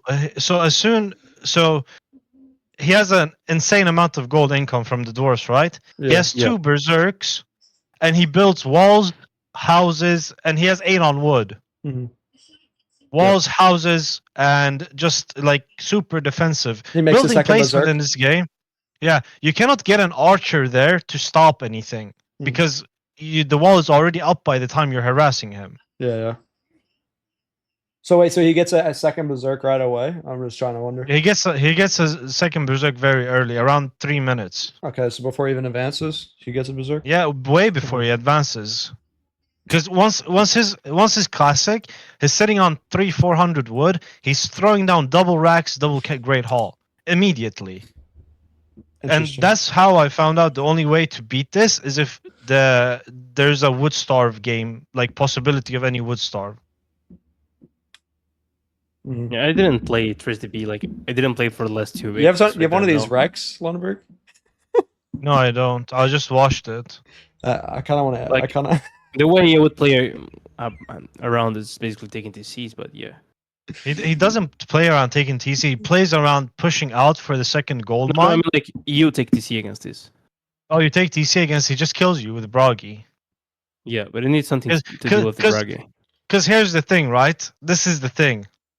He has enough favor for one recast of the gold mine, right? Yes. Plus, he has enough favor for 2 boars. Yes. So you either stay 1 TC and fight him on the second gold mine, and he sits in his base anyway, I don't think this work. Or you go and take your own TC, and then he can push out to a gold mine and get a gold mine, and then his economy is still same as yours. You know what I noticed with Thor? If you go 2 TC against Thor, your economy won't be on the same graph until 14 minutes. Yes. So he still has 9 minutes of being equal to you while having an army, while having upgrades, and while having options. Do you understand what I'm trying to say? You should have ceasefire for the. If you go Hermes though, right? You can have ceasefire with fully flaming weapons, and then have bronze bronze or something to help. This is the thing that I think, like, if I were Zeus against this, so the way I see to play around it is basically 330, as I told you before, and 315 actually. So 315, John. So 315, 14 villagers, 14 pop. Actually, it's not 14 villagers. So 14 pop. The 2 heroes out. Try to harass or break the wall. Do something. You have the. So this is he can always repair the wall, but you have the centaur. So you have to basically don't let him hunt. Go Hermes. And then right? all that happened, Hermes, yes. Yeah. And then you go for TC. And then after you go for the TC, you go for hoplites. Some hoplites and some centaurs. And then after that, you gotta go Hera. You know, so Apollo, some Manticores, and Hera. This is the way I see to play around it. It's gonna be easy. I don't know. I didn't test it. This is is just I tested this, and I was playing Thor, and someone did this to me. What they did worked. It was on low tree map. Like I didn't have any wood, right? It was really bad So spawn, they kept centaur raiding and you? that's the only way it worked. He did centaur, the initial centaur, followed it up with DC or Jason, and then he did Hippias, and he kept on sitting on my wood lines. Because if Thor doesn't have wood, he can't play. He can't build any buildings. yeah. The thing that I keep saying is manticores is basically because manticores are better than Tux. They are -1 pop with Zeus. Oh, that actually is a good So point. I didn't think about they are that. same pop. They're same pops as Tux. So I think. So it's like better than Tux and same pop. So I have more army and stronger. And you can always micro this and like basically don't lose a fight. You don't even need the armor upgrades that he has. If you're gonna have Hera and good army, you know. Yeah. If he goes Godi, then you gotta go Peltast. What are you guys' You gotta go thoughts for on? Peltast. What are you guys' thoughts? I think we talked about it a little bit earlier. So you guys think Athena should be nerfed, but then what should be compensated then instead? I don't think Buff. Athena itself should be nerfed. I think the It's just tech. Sarisa, and restoration recast needs to be more, and Sarisa needs to Yes. cost more. Okay, but then Yes. what would be compensated Sarisa, instead? The best thing you can do for Greeks is buffing heroes. Okay, so I think we agree yes. then. I think I'm fine with that. I haven't played around with Athena that much. I've been actually using more Hermes, but I mean, yeah, I think that's why I probably think Greek is not that good. But But the guys, Manticore is actually doable. This is what people don't understand. Like I played Genesis. I didn't do good at Genesis. I didn't qualify because I had insane. By the way, this is stuff like I was training against everyone. I did a lot of scrims against every people you can imagine. So I had Graz as a partner. I had Tunison as a partner. I had Super Athena as a partner. I had Mista as a partner, and I scrimmed with Pegasus too. It wasn't a while ago. So like I was winning most of scrims. I was losing Mista though. Like he was the only one that was massacring me. All the others I was basically winning or having like balanced games. So I should have qualified. But like on the qualifiers, I had like the first day I didn't sleep at all, and the second day I remember that. yeah, I was completing it like anxiety basically. that's happened with Really Magic. devastated me. Magic said he had trouble sleeping. Yeah, like anxiety on tournaments basically kills you. Mhm. So like, but even though like almost Zeus games on the tournament, even against El Matador, like everyone that was just winning with Zeus had 100% win rate with Zeus on Genesis. Basically just doing this, you know. So it's good. It can work against every matchup. Going Manicore and Athena. Going Medicare, yes. You don't need Athena though. It can go Hermes. Depends on the matchup. It's just like same as Mista, Son of Osiris, and Mummies, and Migdol with double monuments. This is the aim. This is the final target. This is the final form of your god. Mhm. This is the final army composition. But the way you're gonna get there is different every game. You know? So yes, at some point you should have Manticores or Zeus. But it's situational. Like there's some points you can't do it, but the way you're gonna get there is always different. Sometimes it's gonna be Hermes. Sometimes it's gonna be Athena. Sometimes it's gonna go for 315. Sometimes it's gonna go for 330. Sometimes it's gonna go for sensor spam. Sometimes you're gonna go for like it's always different. Sometimes you might even go bronze. Yes. I love going bronze as Poseidon. I think Aphrodite is just so good. But you don't. The reason why I like doing that, Lundberg, is if you can stall the game long enough, and then you get Heteroi with the Thracian horses, you literally don't lose. But then you have to go through Hephaestus. Yeah, It's of like course. double lose. You But lose. why is it double? Why is it compound double on. lose? Why is it double lose? Because you lose Shafts of Plague. Can you show me the game, John, played against Gaia? Yeah, I can show you. But the reason, Lundberg, the reason why I know their strategy is good is I beat Divine with it, and Divine I know is way better than me. So maybe I cooked up another strategy that people need to know about. Everyone gets caught off guard, bro. No, he wasn't caught off guard. It's just a good strategy. It's a strategy basically. If you go pure Heteroi, you shouldn't lose with Thracian horses. You can kill out anything. And I learned this from playing FFAs. Yes, this is again like I aim the final form of your exactly. god. It's a final form, but the only way it's a really good final form is if you get Thracian horses. That's why I'm saying it's so important to go bronze. Without Thracian horses, heteroids suck. Did we change London Eric's mind? We were never opposed to what you guys were saying. No, we were just no, approaching it from a different I way. gotta cut you off. Okay, listen. So you keep saying 1500 and up, and I don't think that's the right line to draw. But that's way too small. Listen, listen, let me finish. I get where you want to draw a line. And I think it is important that you generally balance it to top down, right? But 1500 and up 1500 is like top 250. That's already like top 1%. But you have to understand, where does it begin? Because 1000 is where you start, right? Yeah. You can look at a couple of videos. If you are genuinely wanting to get better at the game, you are going to get higher than 1000. That is inevitable. I agree. There's so much resources available for you. If you genuinely sit the fuck down and want to learn the game, you will get to 1500. Because 1500 is not difficult. Even if you just abuse one strategy, one god, same shit, you will get there. Or if you want to approach it differently. As long as you sit down and watch a fucking video on what to do and copy that video, you will get to 1500. That is why... You can even, by the way, you can even always like find someone to coach you if you want like people to tell you things that you don't want to study, you know? Yeah. Like people want people to tell them the ready information, like the final form of information without actually getting the tough process to get there. Yeah. So if you want this, you just can pay coachings to someone. The reason why I'm arguing this though is because I think 1500 and up is just way too small of a sample size, so it's not really a good way of balancing the game. It's the sample size where people actually start understanding the game. I think that's 1400. I think 1400 players have a general idea. Is it because you are? Is it because you are? I've already passed 1400. I'm 50 or what am I? I'm 1491. So I'm right.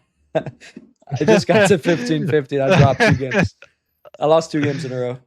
But listen, I think if I look at AOM stats right now, aomstats.com, I'm going to pull up. The game can't be balanced around those that can afford coaches. Bro, I'm your freest coach ever. And I would say I know a fair bit about the game. Even though I started like a month and a half ago, I know enough.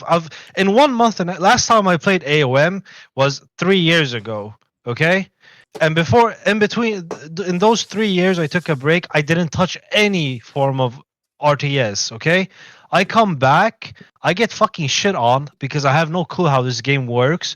I look up a video, I start looking at videos, I start gathering information, and I start applying them to my game. And a month and a half after, I'm starting to get my form back. Obviously, I have previous RTS experience from when I last played Age of Mythology, but you can learn so quickly as long as you want to learn. That is what I'm trying to say. John here, who has more games than everyone in this chat combined, struggles with learning things from a fundamental viewpoint. That is the difference. If you can fundamentally learn stuff, then you will always get better. But John sticks to one strategy and bashes his head against the wall. Somehow the topic always just comes back to flaming me. No matter what we're talking because it's the easiest example, because people are saying like 1k is where you should balance the game. You start the game, the first time you queue up for ranked, you're starting at 1k. You can only go up. Each win you get 40 elo from each win. 10 wins and you're at 1400. So you cannot go below 1k. Okay. You're kind of getting sidetracked a little bit. But my point is, if you go into AOM stats right now, right, type in 1500 plus, you're basically balancing it for 270 players. That's what it says. And there's just not enough games there. So it's a really hard idea of like what's strong and bad. I think 1400 is mostly accurate, but maybe I'm wrong. So 277.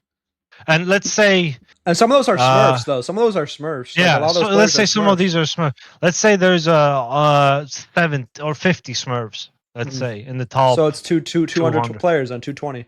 Yeah, so I think that's too 220. small of a sample size to actually know fundamentally like which is really good, and the win rates are not going to really accurately portray like what's strong or weak. I think the best way to look at it is going to either 1400. It's like 1450, maybe 1400. That's 500 balancing thing. But here in 1400 and 1500, John, God pick does not matter as much. No, I agree. The lower you go in elo, the less God pick matters generally. Unless unless the players are. This is the issue where it still actually does matter. Where if two players are similar level and a God is favored in that matchup, generally the better player or the player with the better God matchup will win. So it still matters. No. The player with better understanding will win. No, but you're missing what I'm saying. If both the players are about even, right? And let's say they're even in knowledge, even in skill level, even at God pick then comes in, especially and it will favor the player with the better God pick. So of course God pick still matters. Yes, that's my argument. Yes. Yeah. God picks, but that's the matchup. That's the matchup dynamic. It doesn't mean that God is broken or overpowered or underpowered. It's just how the matchup works. No, I agree with that. Some gods but the are good into some gods. Agreed. Which is why drafting exists. No, and I think that's good. I think some gods should be good against some other gods. I think that's good. But the issue when it comes down to it, like someone like Gaia is good against nearly all gods in the game right now, and that's what I truly believe. Gaia only struggles against Norse. Gaia can be everyone else. Gaia struggles against Kronos. Gaia struggles against Uranus. Gaia struggles against Norse. No. Gaia struggles against Ra. No. Even Set. Anything that has a wadjet. This is copium. This is massive copium week. Okay, let's just pull up. Okay, pull up aomstats.com. You just said let's balance it to 1500 plus. Type in 1500 plus and see what you get. That is such a bad take. His favorite. That's a bad take. His favorite against Gaia, by the way. Go pull it up. Go pull it up, Lundberg. Go pull it up. You don't need to. Go pull up aomstats.com if you want to balance it to the top 1500. Bro, listen, John, listen. Like the best players that I played, like everyone that I played on the best, by far the best. Everything that is not leaked yet, everything that is not revealed, they're not playing it on ladder. The best players are not playing on ladder. Okay, I get that, but EricBr, what we just were talking about is now you're even claiming that you want it to be balanced even further to only top 5 players, top 10 players that know the strategy. That's not good for the game, bro. Look at the stats. The stats don't lie with what they do, because what they do is what what the lower yield is gonna do. So now Mr. played a lot of games. What do you think the 1100 guy is gonna do after they see Mr. doing something? They're gonna get there and copy what Mr. is doing. And this is gonna impact the whole scenario of the ladder. What Mr. do is what everyone else below him is gonna do as well. You understand that? I get what you're saying. I get what you're saying, Eric, but still, that's around the game. I know I get what you're saying still, but the problem is it's not going to dramatically change that much of a small strategy that maybe only even Mista can pull off. That is so unhealthy for the rest of the game. And my point is, me and Lundberg, we're trying to find a line of where can you look at stats where stats actually start to matter, right? And he was saying 1500 plus. You look at 1500 plus. No. I never said stats. I said opinions of Elo opinion. Like if you are at 1500, you start understanding the game. That is what I have been saying this whole time. You start understanding that your cheese is not going to work every game. That still proves my point. I'm trying to say you're fundamentally better at 1500. Okay, agreed. So therefore, we can agree then. Your opinion matters more. You can form not matters more. You can form opinions based on what's presented to you. Okay, and I agree with that. But my point is, so you would say 1500 up player has the general foundation of an RTS player and understands the game somewhat, right? So then you can look at stats, and the stats actually matter more. Because those players are understanding the basics of the game, and they still are struggling against certain oppressive shit that probably should be patched. My point stands with what you just pulled up, Lundberg, and I've already tested this many times. I've played fucking 1500 games. I think I know a thing or two about. Yes, you guys may play more scrims and customs, and maybe you're just better players. But I understand the state of the ladder, and the state of the ladder right now is fucking Gaia abusers basically beating everybody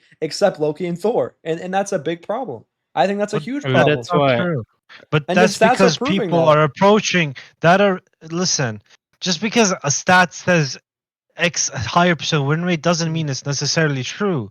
If you play the matchup correctly, you will win. Kronos, obviously 63% of the time has played the matchup wrong. Okay, but what I'm so confused on what you're saying then, because if you just said they understand majority, okay, let's they understand what an RTS is. They understand build villagers. They understand build villagers for economy, to make army, to beat your opponent. Now you're being a little insulting to even those players. No, I'm not being insulting. I'm not saying no. I'm trying to tell you from an analytical point of view. Why does Set have such low win rate against Gaia? That's probably because every single Set player here plays suboptimally against the matchup. Do you understand? Whereas if they just go Wadjets and abuse what is good with, that will now change. Will it not, Eric? It will. So there's only one specific strat in one specific way that can only work against Gaia. No, that's basically what you're telling me. Where it's like you have to go Wadjets or you're fucked. Every god has a way to play the matchup.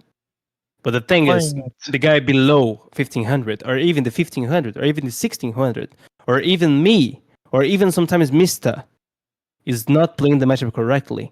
So it's something. I played a game, Gaia against Zeus against Mista on Oasis. It was by far the closest game we had. So basically, Mista won this game by spamming Manticores. But the thing is, I was always ahead. I was always winning. So after we played this matchup, Mista came and said, "Okay, so how the fuck should I play this matchup? This is so imbalanced right now. Like, the matchup is not good. It's a terrible match for Zeus. How do I play?" And then the other day, he came with saying that he had an answer. And then he played against Tennyson and basically won like all the games he tried. So this is the thing. Even Mista sometimes is going to miss the matchup.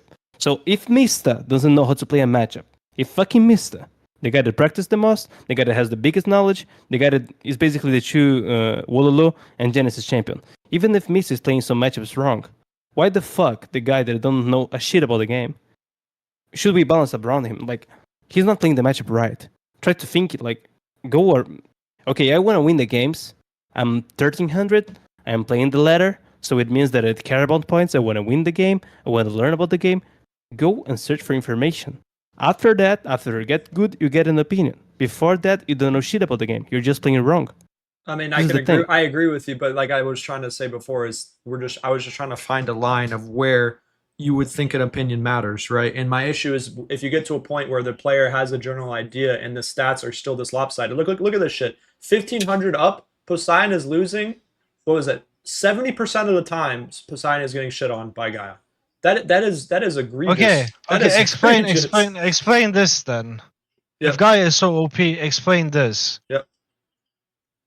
Why is my Gaia with 34 games at 50%? This is at 1700 plus. By the way. So what stats are you guys looking for? Like ahead of what? Like 1500?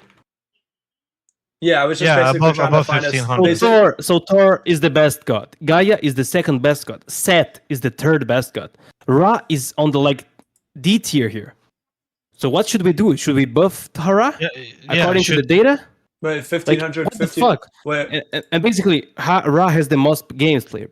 So every god has around 100, 130, and Loki has to 60, and Ra has 275.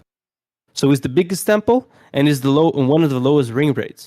There's only 3 gods worse than Ra here, and it's Odin, Uranus, and Freyr, and none of these gods are bad when it comes to high level. So should we buff these gods and basically break the whole tournament, make 4 gods broken, or should we actually turn the brain on and understand why these win rates are so low?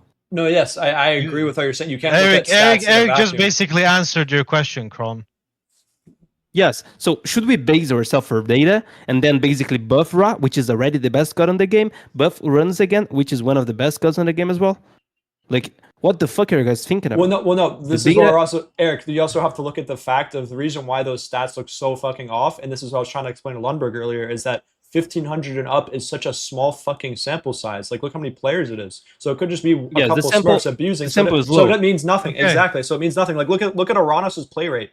3.65. The way you tell if a god is actually really, really strong, and I've already said this many, many times, is if they have an insanely high play rate and still are succeeding at a very high percentage. So look at the god. So you have 11.07, 12%, whatever those are, and then raw 14%, whatever. But if they're at a very, very high play rate and still having a 54, 55% win rate, that's very, very strong. That's what I look at. And that's why I usually like to look at 1400 a little bit more, because that's 500 players to look at. And now you have more distinct players that actually, it makes more sense to look at than rather just 200 players. And half of those could be fucking Smurfs. It's just like, I don't understand. Like, it's just, to be very honest, like, let's see. No, let's look at 1400 to 1500. So 1400 to 1500, Kronos has a 46% win rate. Is that like, are you saying Kronos is weak? Are you saying Set, who has Wadjets right now, is weak? So the problem, like I said again, Lundberg, is that you said 1400 to 1500. If you put 1500 as the top, look how small the play percentage is. Yeah, no. That's why it's still a lot of games. It's still a lot of games. It's not that many games. What is it? 123 plays. But consider like, if you take the player base into account, this is still a lot of games. It's really not, Lundberg. Like, that's not enough games to actually get a formulate. Like, but look, if you look at, like, Ra has a 56. Yeah, see, that's where it's that's where it actually is more accurate. What you're just look at distinct players. Look at 1500. If you look at distinct players, it actually helps a lot. Distinct players, that shows how many different players are playing as that god and succeeding. On the very right. On the very right. So that's very important to look at, and that's what I'm trying to explain. Is that if you have a god that's like very low win rate, but there's only like 20 players playing, it means nothing. You have to look at distinct players. And so that's what I'm saying, is that Raw is insanely strong right now, like we talked about. Has a 13% play rate and has 87 distinct players with a 57% win percentage. That number right there means something, right? That actually means something compared to looking at like fucking Set. Set shows to be struggling, but the reason why he's struggling is because he's only played at a 3% rate with 33 players. That means nothing. That's what I'm trying to say. And that's why Gaia and Thor are two other obvious answers that, hey, maybe they're a little bit too strong. 81 distinct Kron players. does make a valid point. It's too early into the patch. And yeah, like, it is too early. You generally can't say what's OP until like a month after. Well, by that time, a month, they usually patch it by every month, and they should. Yeah, but it's always gonna be too early to say about the patch. Like, it's too early. I don't think it's that early.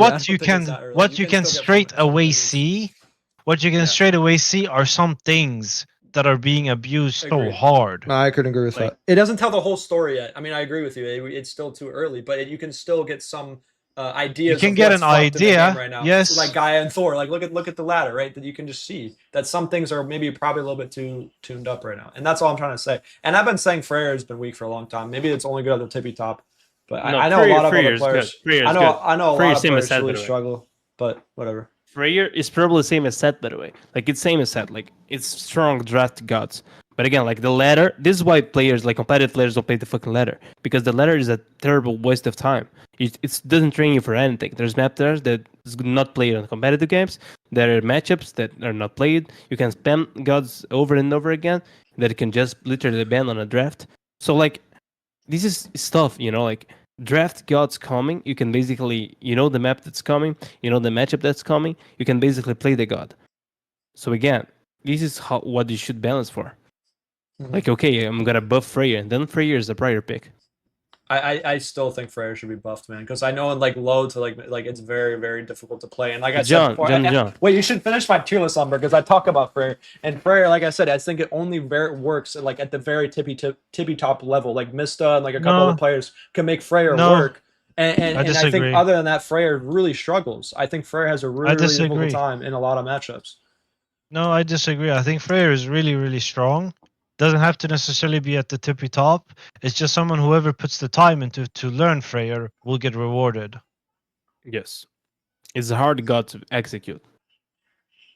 It's same as Thor, by the way. It's hard too. Like, it's not easy to execute the boot order, be blind, and then actually, like, playing the game. You're gonna be blind for the game. You need to know some stuff to actually execute it.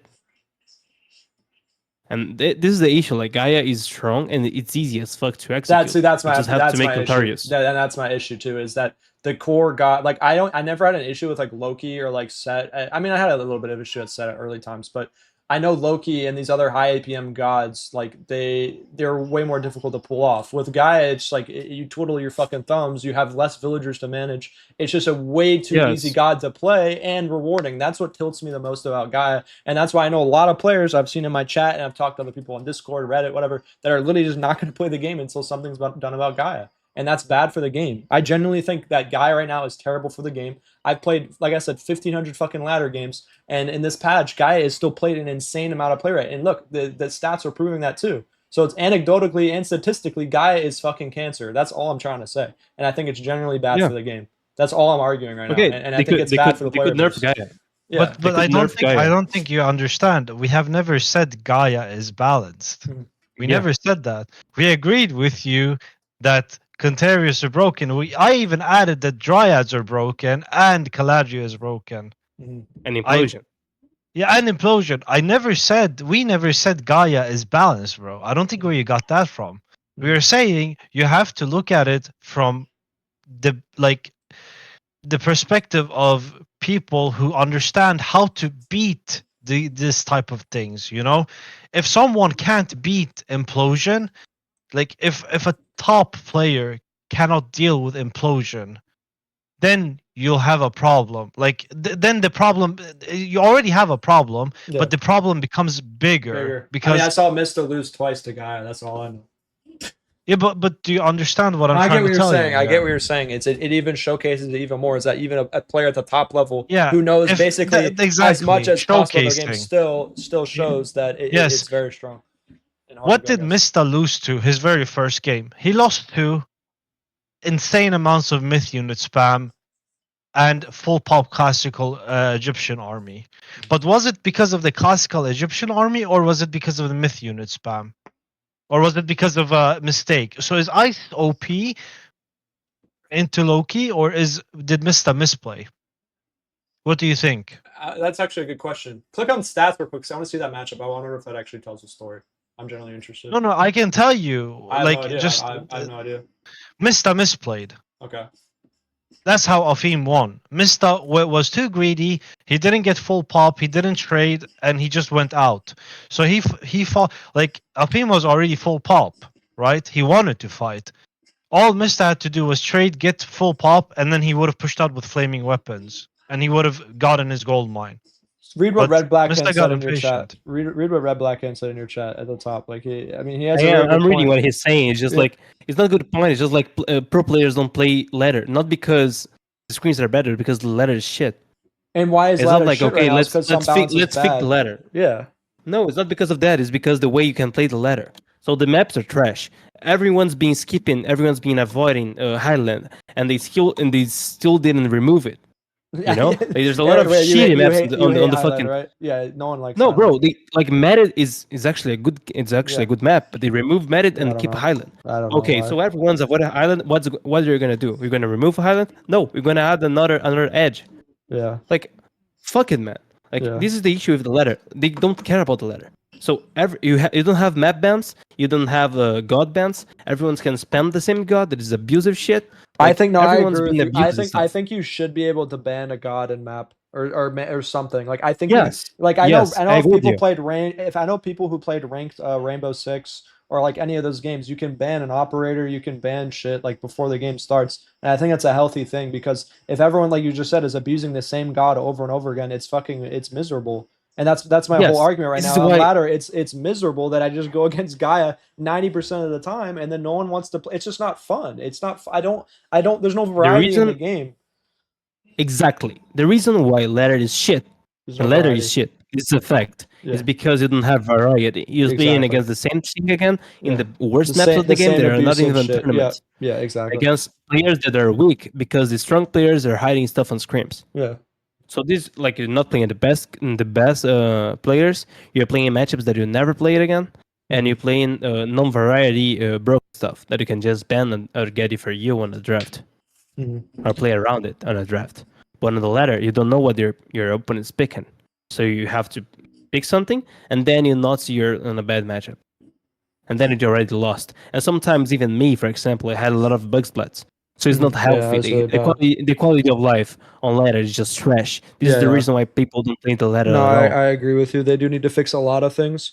But like I said, going back to the point, so he said, so everyone should go scrims or just get fucked by stupid stuff on ladder. So no, this is what I was making the whole point about the white tower earlier, was that like the white tower, as long as it doesn't impact top level play, if like changing the white tower where you can't build it inside of the enemy base or whatever, if it doesn't impact the top level play, then that's fine, right? So stupid shit that's like a really abusive and low levels, I think should be tweaked for them as well, right? As long as it impact, and I think we all agree, as long as it doesn't fuck up top level play, and I think everyone agrees with that shit. Because there's a good line. You need to have a good line. You need to have a healthy community of players enjoying the game, just having fun, who don't necessarily want to be professionals or whatever. But as well, you also want to have a good tourney scene. If you don't have a good professional scene and tourney scene, the game also will suffer. So it's a good fine line of balancing shit. And I think it is possible. It's hard, but it's possible.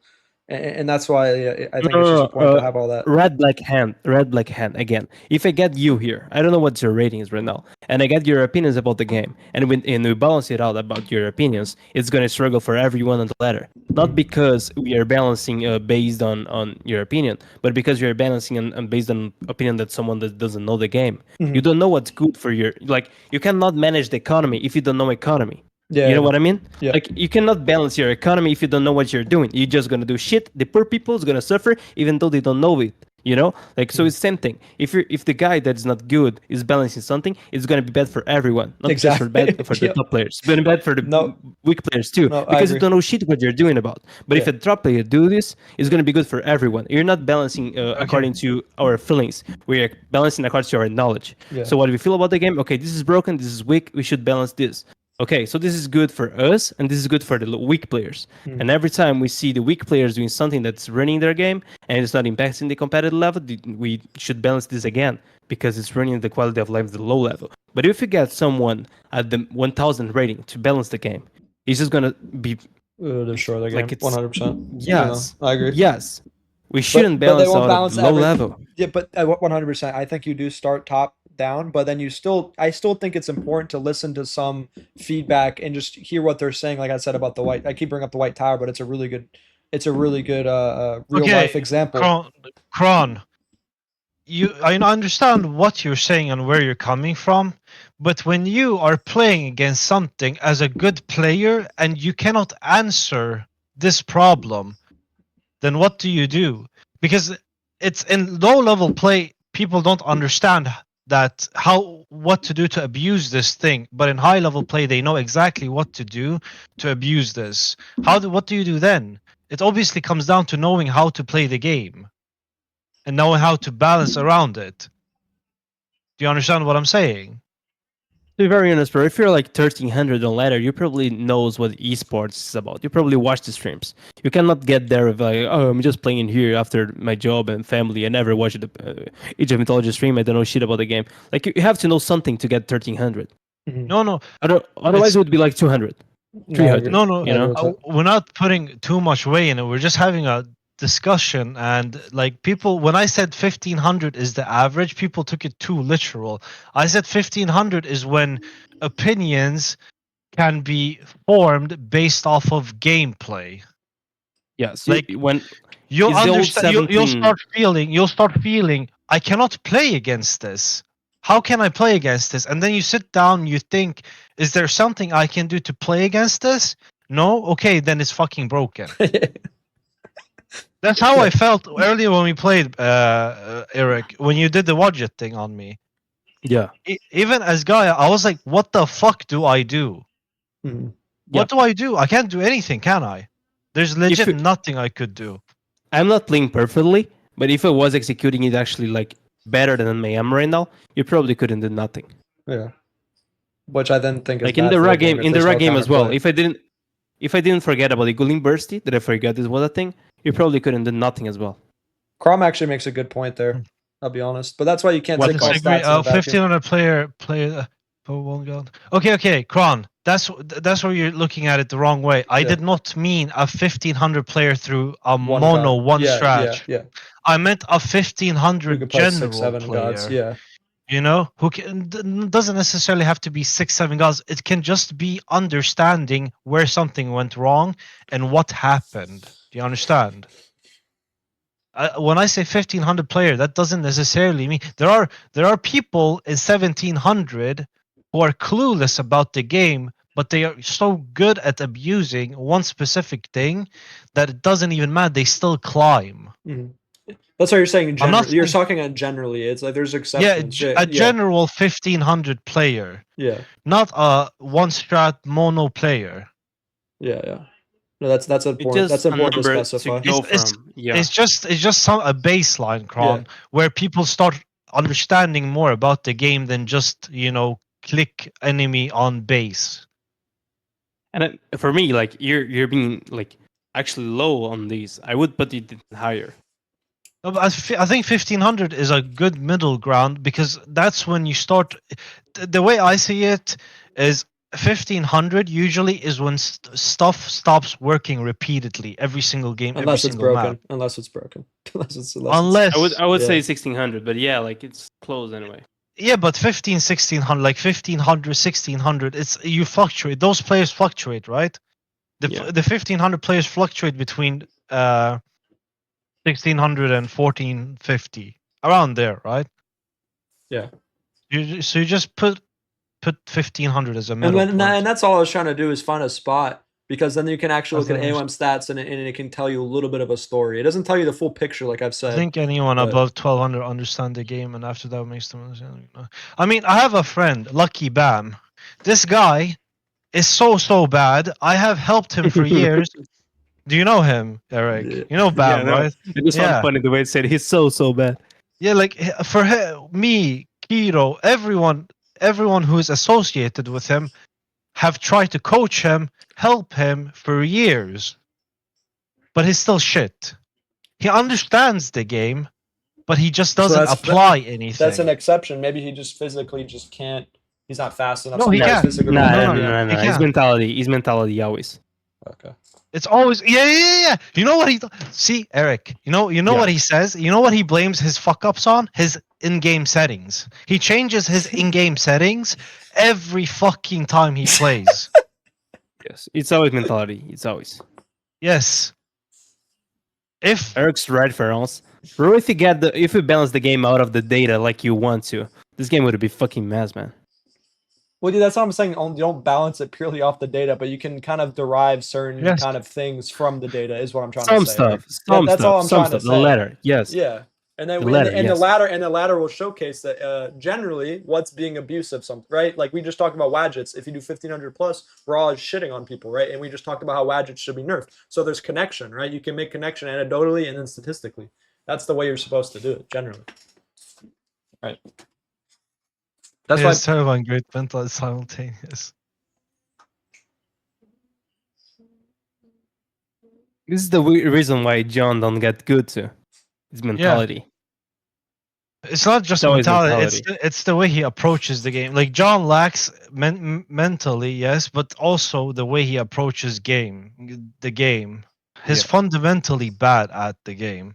And no amount of games will ever change that until he chooses to change it for himself.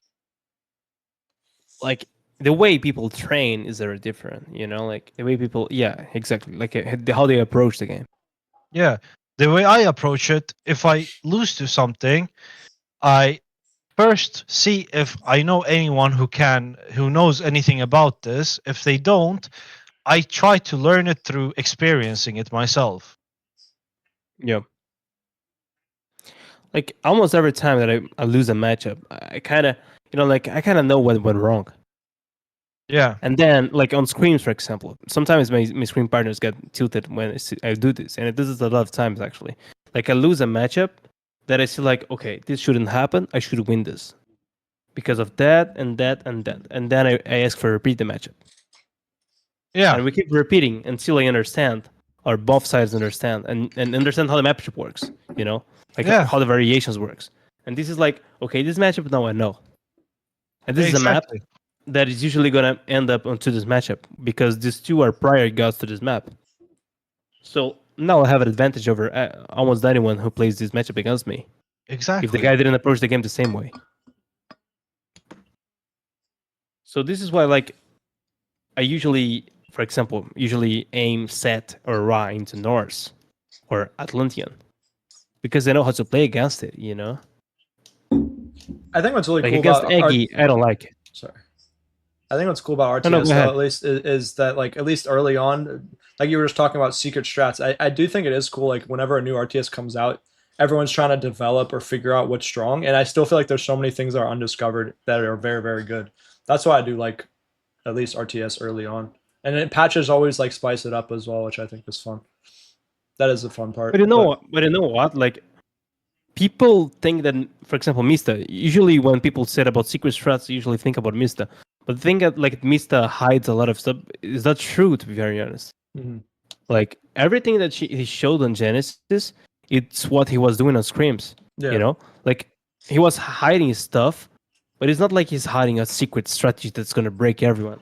It's just like he's training because it's a better train, and then he's hiding it because he doesn't want to give free information about him to his opponents. It's just that, I mean, if you guys remember the debut of AoE 4, do you guys remember what he did in that one game? French were winning the Boulder Bay, I think the map was. I don't remember. French were basically winning that map every single game, no matter what. And Mista cooked up a strategy, told no one about it, and used it in the finals against him and won against the unbeatable Civ, which was French at the time.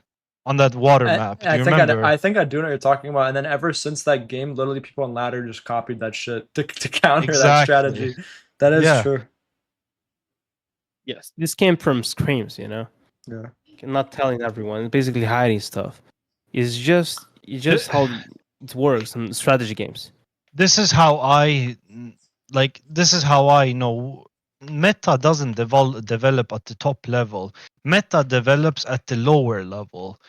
It's just that top level players somehow, by some coincidence, run into this strategy and they see, holy shit, this guy is 1300 and is able to do this and make me like work for my win. And then they try this themselves around their elo, and then they understand how strong it is. Sometimes can happen. I don't think it doesn't matter though. Like, it doesn't happen often, but that's how often, like, usually lower level players are more that's good. They figure stuff. They try new things. I feel like top level players. I was in call with Tunison.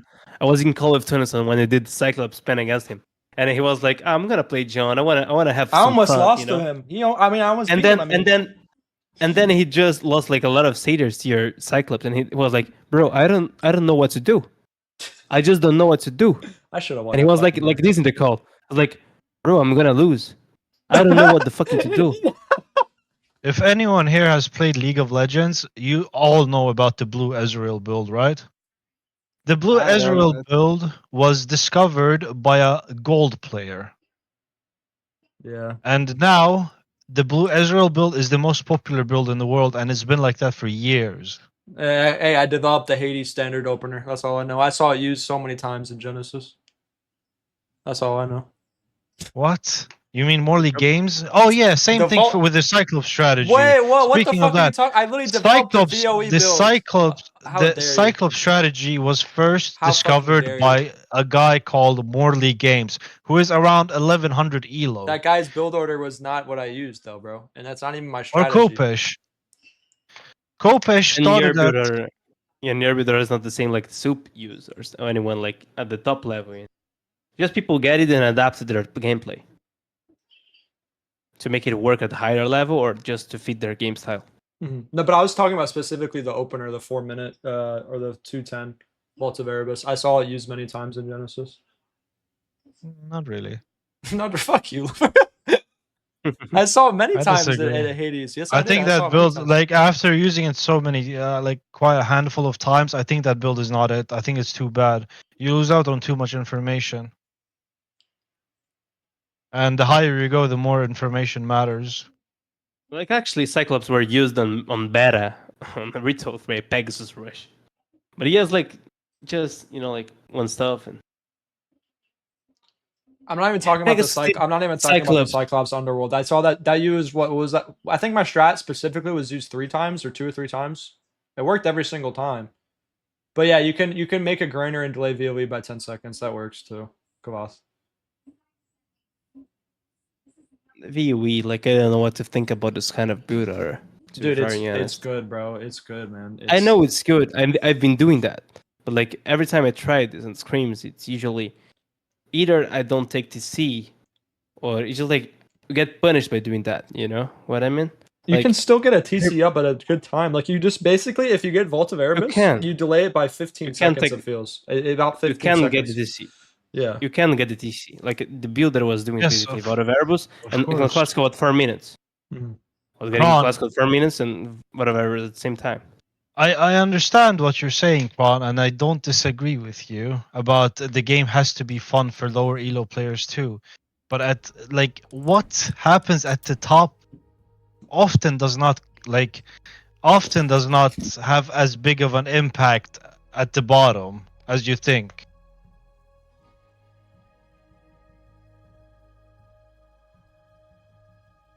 Like but what has been killing the lower level players is just Gaia, right?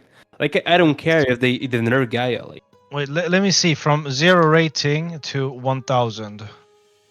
Let's see. What are everyone losing to? Freyr. I guess nerf Freyr, no? Why does Freyr have 57% win rate almost? Oh, this is not a surprise. From 1,000 to 15,000. Bro, look at this. Set has a 39% win rate because Set is actually super difficult to play. Unless you abuse Wadgets. Then it becomes Loki, like a... Loki, Gaia, Isis, Kronos. Like Gaia is always here, you know. Like I don't care. Nerf Gaia. Like it's good. It's A tier for me, maybe even S tier. I still put Gaia in S tier. I don't know if it's S tier or A tier, but it's really easy to play it. You know, like it's really easy to execute. It can do a lot of stuff. There's a lot of broken build orders. Your economy is too strong. Maybe nerf Gaia. I don't think it's like broken at the high level. Problem, for example, you don't need to nerf. You could do something that makes it harder to execute. But looking at it every way, there is no way besides like the things that need nerfing won't affect lower level play. That's the thing. It's not like people are microing their Caladria at 500 elo, bro. Yeah. Like people are saying like, oh, you shouldn't balance the game for the top 1% because it's not there. They play in the game. Like you should sell for the other people, but if you balance the game with the 1%, it's not like it's gonna be okay for the rest of the people, you know. Yeah, it's not like the things that are getting nerfed will matter. Like if Caladria speed nerf happened, everyone at the top would be super happy because that's such a toxic gameplay, right? I don't mind nerfing Gaia. Yeah, but at lower level, it wouldn't even make a difference, would it now? It would. Yeah, Tennyson wouldn't mind. But fuck Tennyson, man. Lundberg, look at the rest of my tier list, bro. Like just show the end at least, so you can see like what I was saying. I want to see if you get into the call, Tennyson. Get into the call. Or bring another one.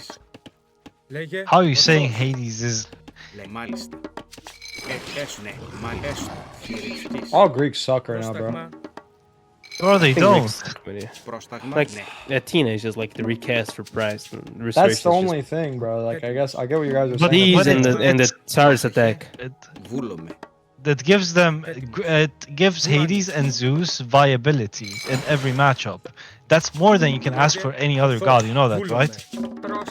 So you have to play the god in a specific manner in order to make it viable. It makes it work against any god. Some matchups are inherently bad, but it allows them to what's it called? To play into that. Do you understand what I'm saying?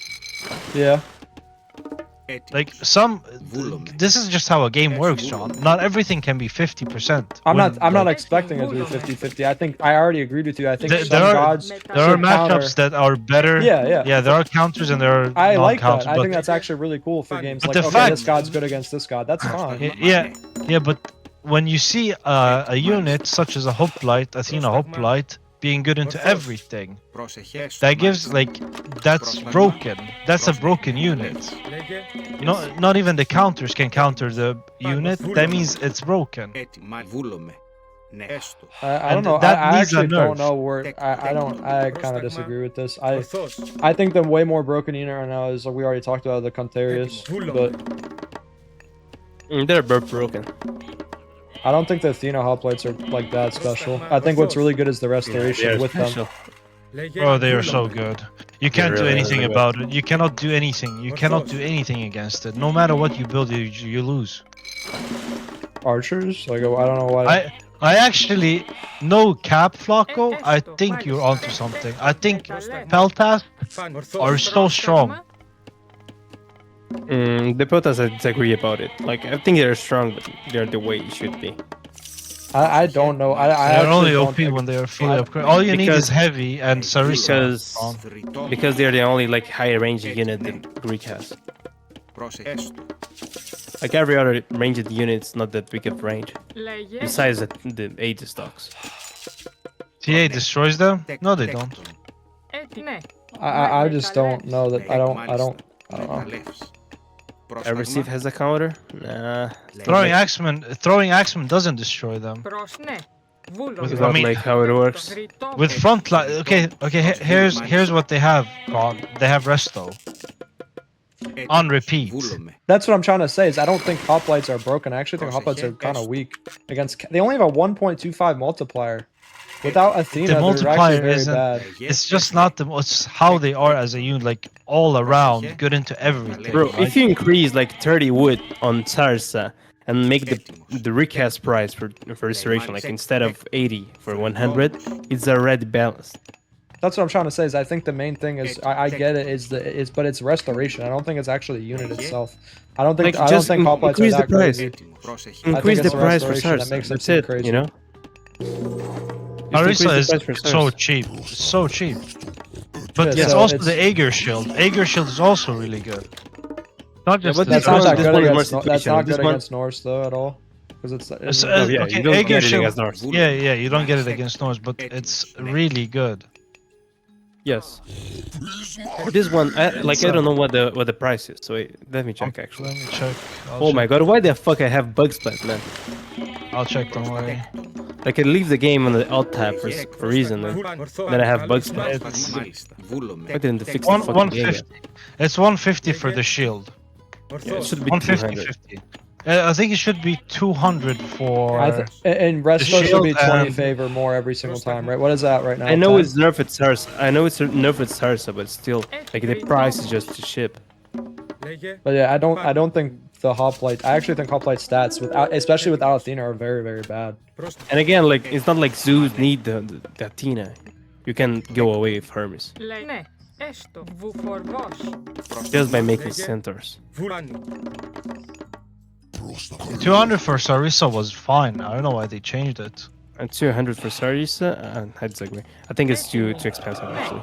It should be 170 on 180. But it's the favor. What's the favor again? Oh, it's 15. 15 I think it's okay. 15, I think it's okay. 15 and 150 would be fine, I think. And 215 for Aegis Shield. Aegis Shield is not a tech you should be able to rush, you know? How can they buff Gaia?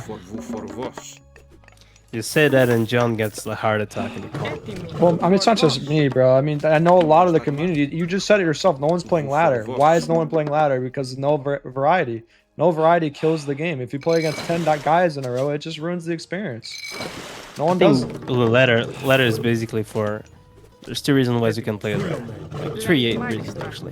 One of them is basically spamming a god, so understanding how the god works, actually understand the mechanics and get used into it, so you can spend more games with this. You cannot do this on screens, by the way. The other way is basically having fun, you know. And the other way is basically trying to rush points to boost your ego. These are the 3 ways to play the 3 reasons why you would do this. Okay, but you still at the end of the day, you want players to play on ladder, man, because otherwise it's bad for the player base. You got they need we talked about quality of life things. I need to fix them, Eric. I think like the ladder. I don't mind the ladder being dead. Ladder should always be ladder should always be the #1 priority. It keeps the most players. Because that is where yes, you need players, right? Yes. So ladder should always be #1 priority. Maybe not for pros though. Like this is what I mean. Like on League of Legends, for example. You even want pros to play though. You still want pros to play on the ladder, man. That's good. Yeah, sometimes, but not as a prior training. Of course, not as the only tool to train, but you still want them to dip their toes in at least a little 50%. Because right now I feel like really high level players, like you said, are not even touching ladder, which I think is bad. That's really bad. I don't know, like players there's the ladder, but not like a week or something like this before the tournament. This is what I mean. This is when I started hiding stuff and actually practicing more and more and more. And screens are just better training. So it's just like this, you know. Like everyone played the ladder at some point if there's no tournament. Yes, which is why the ladder should always be catered to first. I agree with you on board. Yep. Yeah, but the ladder should always have like they should change the quality of life stuff for ladder. Yeah. Oh yeah, for sure. They should always make they should always look to make it better. They should the maps are shit. The thing is, like, if they add god ban or map ban, if it's bad, just fucking take it out the next patch. Yeah. You know what I mean? You can just revert changes if people don't like it. I mean, AoE 4 has a downvote system for maps, so I'm hoping they'll add that eventually. Downvotes would be sick, so you don't get certain maps that you don't like. Other players can still get it, so they don't need to take it out of the map pool, but just make it so you can, like you said, basically a ban. And then you can just do god bans as well. I'm banning Gaia. I'm banning Gaia every time. Nope. Yeah, there's ways to make like quality of life stuff for ladder. The first thing, like, this is always like they have to fix the bug splash. I don't know if it's just a thing for me. No. I get bug splash too. Like when I play ladder, like at least 10% of my game is gonna be bug splash. It's at the start of your game, right? First 5 seconds. It depends. Sometimes yeah, sometimes just after I got power. It really depends. And I have like every driver updated. I have it's not like a insane GPU, but it's enough to run the game. It's like a RTX 4060. Ironically, if you just remove Highland, you don't even need map bans in the ladder. You need to remove. It's agree actually. Like Highland is a map that shouldn't even be at the pool. Yeah. Like you should have map bans moving Highland. Adding Tundra, removing Highland, and I would even argue for Midgard to be in the ladder because that's more competitive. I want Midgard as much. I hate Midgard, but I think that map is more competitive than Highland. Highland is just so bad. If you add Midgard, you have to for sure add the map ban too. They also need to admit it, man. I mean, people are always gonna have opinions on map. I think the easiest way would just to fucking add a map ban, just one map ban at least. Like, oh yeah, but Highland no one likes. Like no one fucking likes Highland. I mean, like, for the two people that like Highland, just let them have it and just add a map ban so everyone. No, bro, they can call a friend and play with them. Well, yeah, I think that would make the game so much more enjoyable. Where it's like, okay, I really don't want to play against my 10th Gaia in a row. Can I please just ban Gaia? Or ban. I don't want to play Highland. I think that map's trash. Let me ban Highland. I think that's such an easy fix. Yeah, but and I think that'll make players, even on top level play, more. Let's say they don't want to play against a certain matchup because they already feel like they've learned it. They can also just then ban that god so they can get better training as well. I think god bans should stay. There shouldn't be any god bans. Really? Map bans? I think you can add one god ban. One god ban, I think it's okay. One god ban. If people don't like Gaia, they can ban it. No. It ruins the ladder for most people who are like one tricks, you know. Well, it's their fucking fault, bro. You can't. Oh yeah, you can't be. No, that's bad for the rest of the game, and that's the reason why ladder is shit. It doesn't matter. You have to cater to them. You have to cater. If they ban one, listen, but it might not even be the god they play though. That's the thing. It doesn't matter. Doesn't matter. There's a chance. You know what will become a problem then? You know what the biggest problem will become if there are bans? Dodging. every What do you other mean? game will be dodged. You know how you can dodge a game now, right? Without Oh, yeah, losing. yeah. So yeah, you have to ban this too. So dodge the game, but for these you gotta get good maps. Yes. So removing Highland, adding dodging penalty, and not touching God bans because that would ruin the majority of the player base. They would not be happy with that. I mean, I don't honestly what? don't mind Sorry? Say it dodging again, that say it much. I don't think the majority of the player base would like a god ban. A map ban, I think they would be okay with. In fact, they would like it. But I think where they draw the line is god ban. Maybe. I don't know, man. I'm gonna make a You do a poll. I don't. Yeah. I'll do a poll. I think people would like map bans or god bans. Yeah, I personally would like it because I like to play different. Like I just like it feels more competitive. So dodging penalty. Dodging penalty should be remove Highland. There should also be a penalty for dodging. What should the penalty be? 5 points, 5 minutes Q ban. Yeah, I think that's 5 points, 5 minute Q ban is really good. Yeah, we should be on the dev team, bro. Maybe you should get Hagrid out of there. Like God bans is 2 yes, 2 no. Well, we barely have anyone voting. If Hagrid wasn't sort of calls, the game would be better. Who else is on the balance team? I don't know, man. I just know Hagrid. You're just targeting him because he's the only one you know. Yeah, I just keep hunting him, you know, like... Yeah, Hagrid's always the what's it called? Scapegoat. Like, to be very honest, like sometimes I feel bad for hunting, like the witch hunting on Hagrid, but yeah, like I've told him about the implosion and he nerfed it on the wrong way. So sometimes I feel like he deserved it, you know.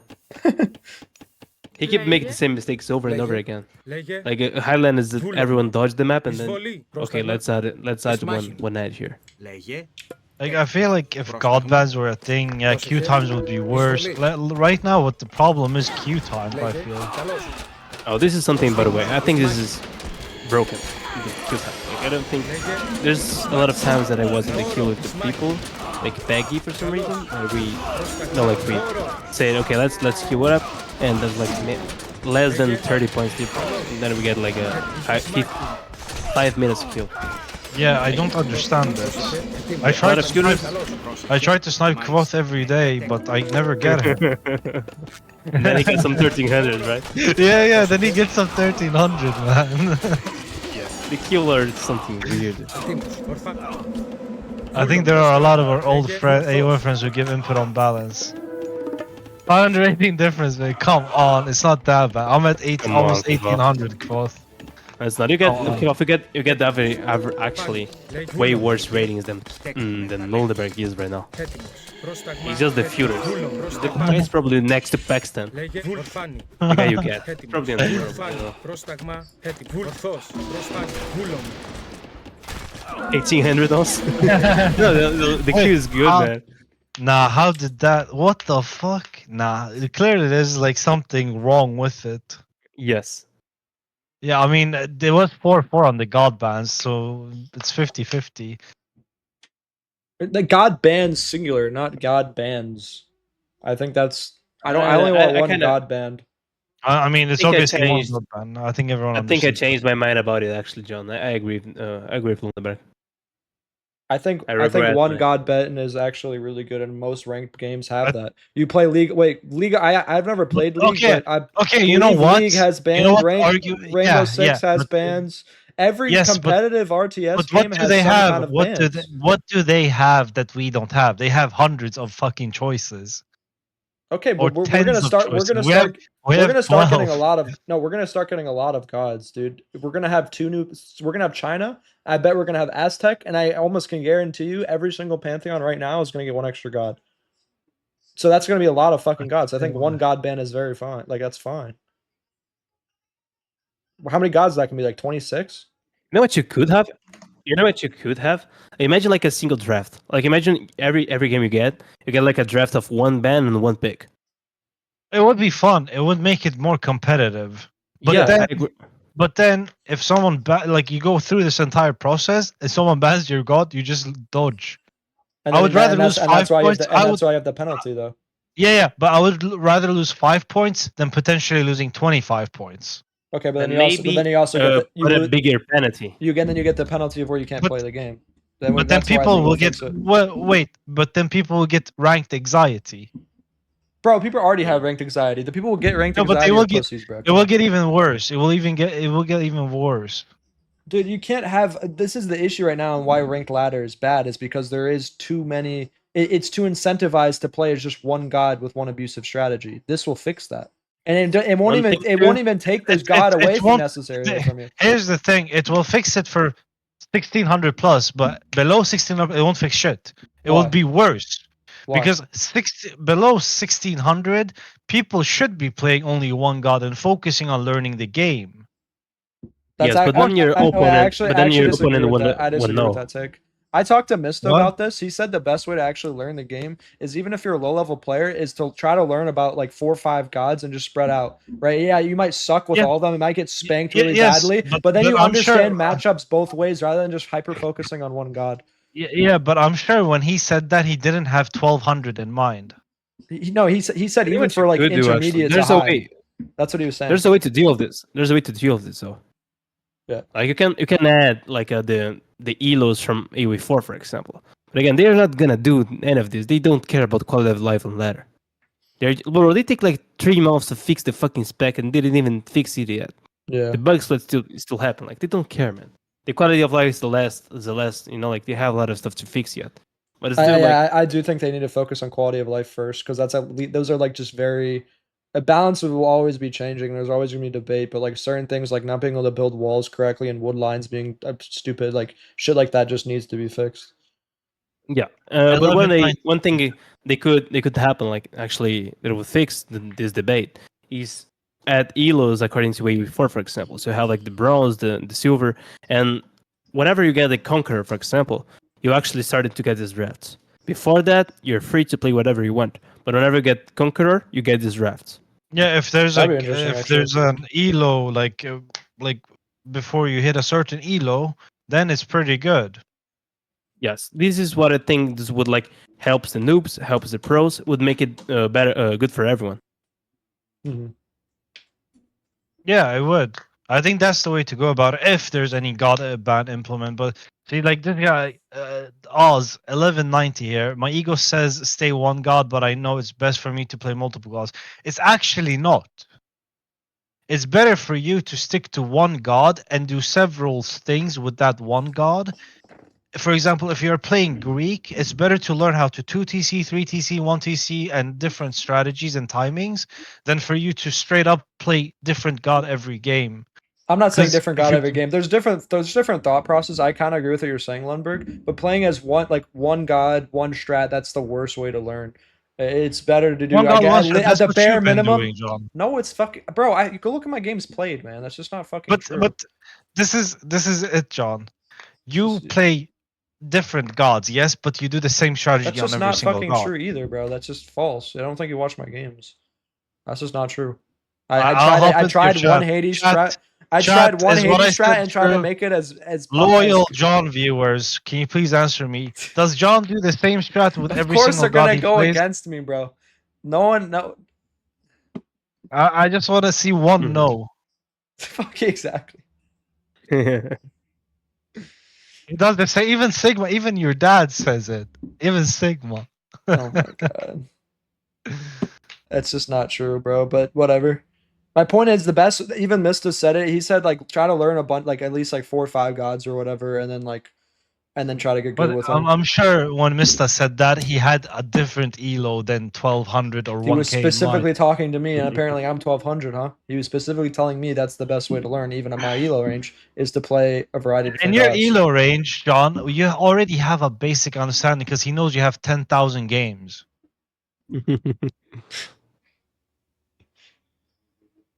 Steroid abusers, low IQ. Yeah, literally in denial 100% of the time.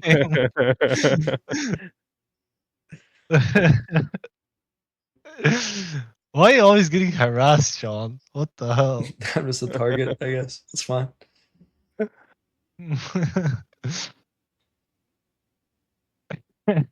John, imagine those games are push-ups. Oh yeah. That's just not true, dude. I have way more push-ups in games, of course, bro. It's not even fucking close.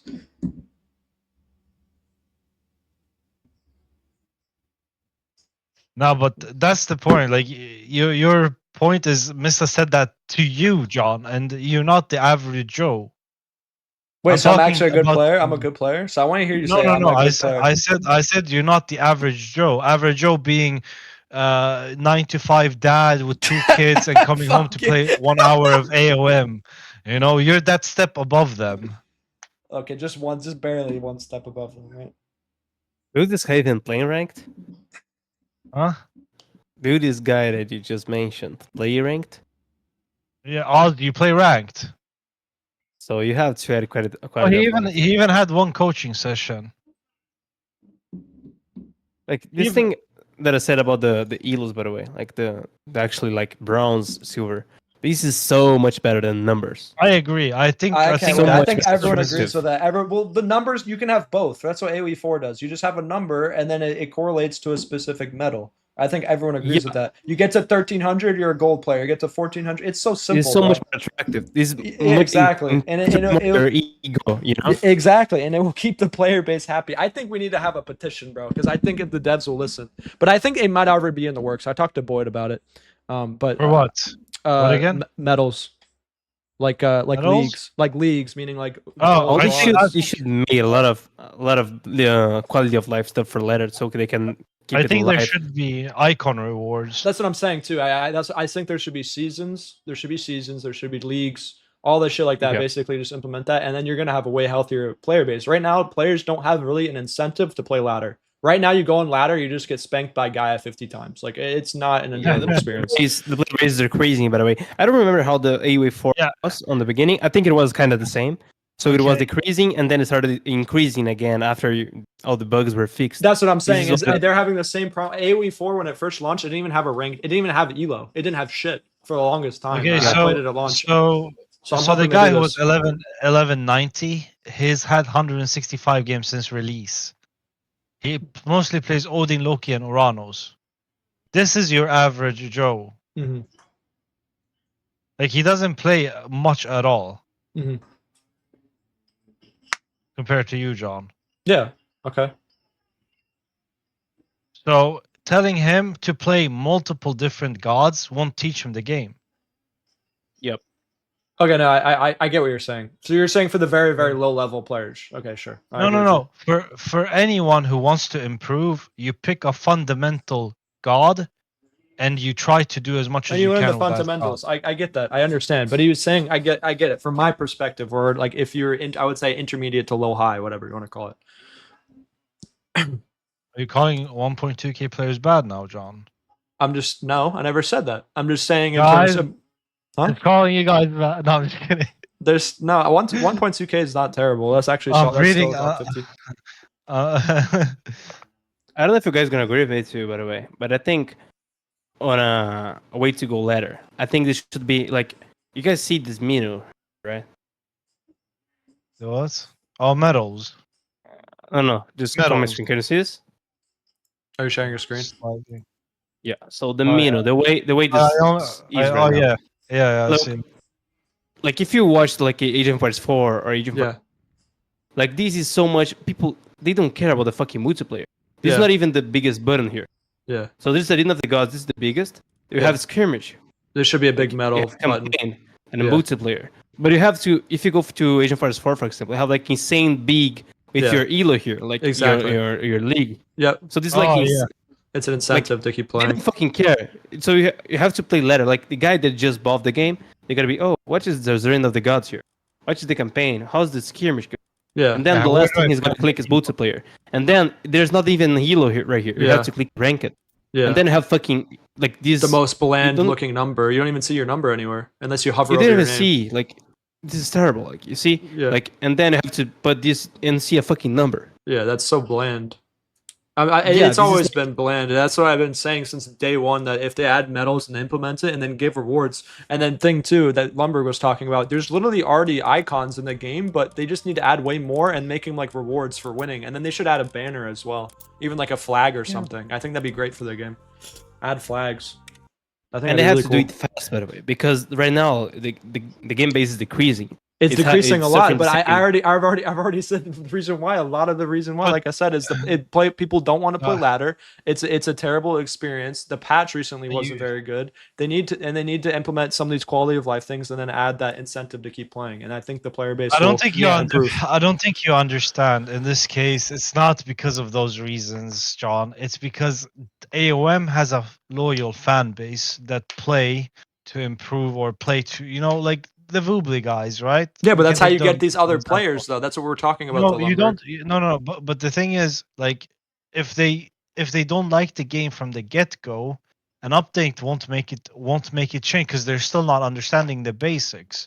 I get that, but either you like the game or you don't like. That's just not true. I've already talked to so many people that do like the core game, but they think the current state of it. Like there's one guy I've been talking about. But those are people who already play. Elon Drusk is no. He literally says I haven't touched the game for a while. I just enjoy watching it, but the current experience is not fun. That's literally I've already talked to 20 different people, and it's not even like it's actually a stat at this point, bro. Like there's a lot of people who are having this problem, and I think this would help so much. There's so many people who are not touching the game right now because the current state is not good. And so there are a lot of players that will play. But I understand that, but I'm talking about bringing newer players in. That will help newer players to get in too. It's an incentive to keep playing. But newer players don't have any clue. The new players don't have a clue. They have to find something to bring new players. Like Age of Empires 4, like the way it kept going, it was never like, okay, you had like Insane Peak. Age of Empires 4 was insanely hyped the game. The Age of Empires 2 people didn't like it. So it had like 90k on Steam on the first day, on the first week of release, and then it kept decreasing. But it was actually lower before than it is right now, the player base. So it increased at some point. That's what I mean. You have to do the same with Age of Mythology right now. And this is when they should release the DLC. They should increase the, the player base. DLC will be very slowly. Yeah, the DLC would be huge right now. And like I said, I think if they implement something like we talked about with the medals and stuff, that will keep players around for so much longer, and people won't like just stop playing because they don't have fun anymore or whatever. Like right now, because of the conclusion of Genesis, the player base is going to drop significantly as well. But, yeah. And they should like change this menu, like this way this works. The menu is just like no, I agree with the menu. Yeah. The menu is horrendous, and I think the menu it needs to be changed along with adding the medal thing. I just wonder when they're going to add that. Maybe start next year. The thing that makes me at least optimistic is because AoE 4 didn't have it either at launch for a lot longer too. They didn't have it for like a whole year. You have to understand one thing though: the DLC will only bring people for the single player, not the multiplayer. That's not true. And the reason why that's not true, it happened with AoE 4. They added the Byzantine expansion, and their player base ever since the Byzantine expansion has stayed higher than it was previously. So the DLC can keep new players if it's implemented correctly. And that's why I think if the new Pantheon, China is really good and they have quality of life things to hook players in along with the quality of life changes, the DLC could actually be really, really big and it could help the game so much. I know for me that I didn't even touch AoE 4 for a long time after like 2 months of the game. I got bored of it pretty quickly. I will say when they added the Byzantine expansion for AoE 4, I actually gave the game another chance and I had a little bit of fun. I still eventually came off the game, but I know a lot of people stuck after the Byzantines were added. So if they have a really, really good DLC like that, people will stay. But they have to do certain but you have to understand decisions also, that they don't do. Right, like our main focus, all of ours is mainly ladder, rank, competitive play of the game, right? That keeps the most sticky players, yeah. Huh? That keeps the most consistent players. Most of the RTS community is single player. Exactly. It is. But those players only play for a little bit and then they leave though. So you got to keep the sticky players, right? Yeah, but at the same time, those sticky players who are competitive and have the same mindset as us already have their game. Yeah, they have their game, but it can always switch. Like AOM is a new game. Like, what did Vortex do, right? He came here and he, went hard, but now he's back to AoE 4 because that's his job. Actually, no. Like, I was talking to Vortex. It's just, the reason why Vortex went back to AoE 4? Why? So there's basically two things that make him back to AoE. There's a new DLC and there's a new tournament. Yeah, that's all it is. It's just he's just hopping back and forth. That's what I thought too. Yeah, and then he's when most likely gonna come back.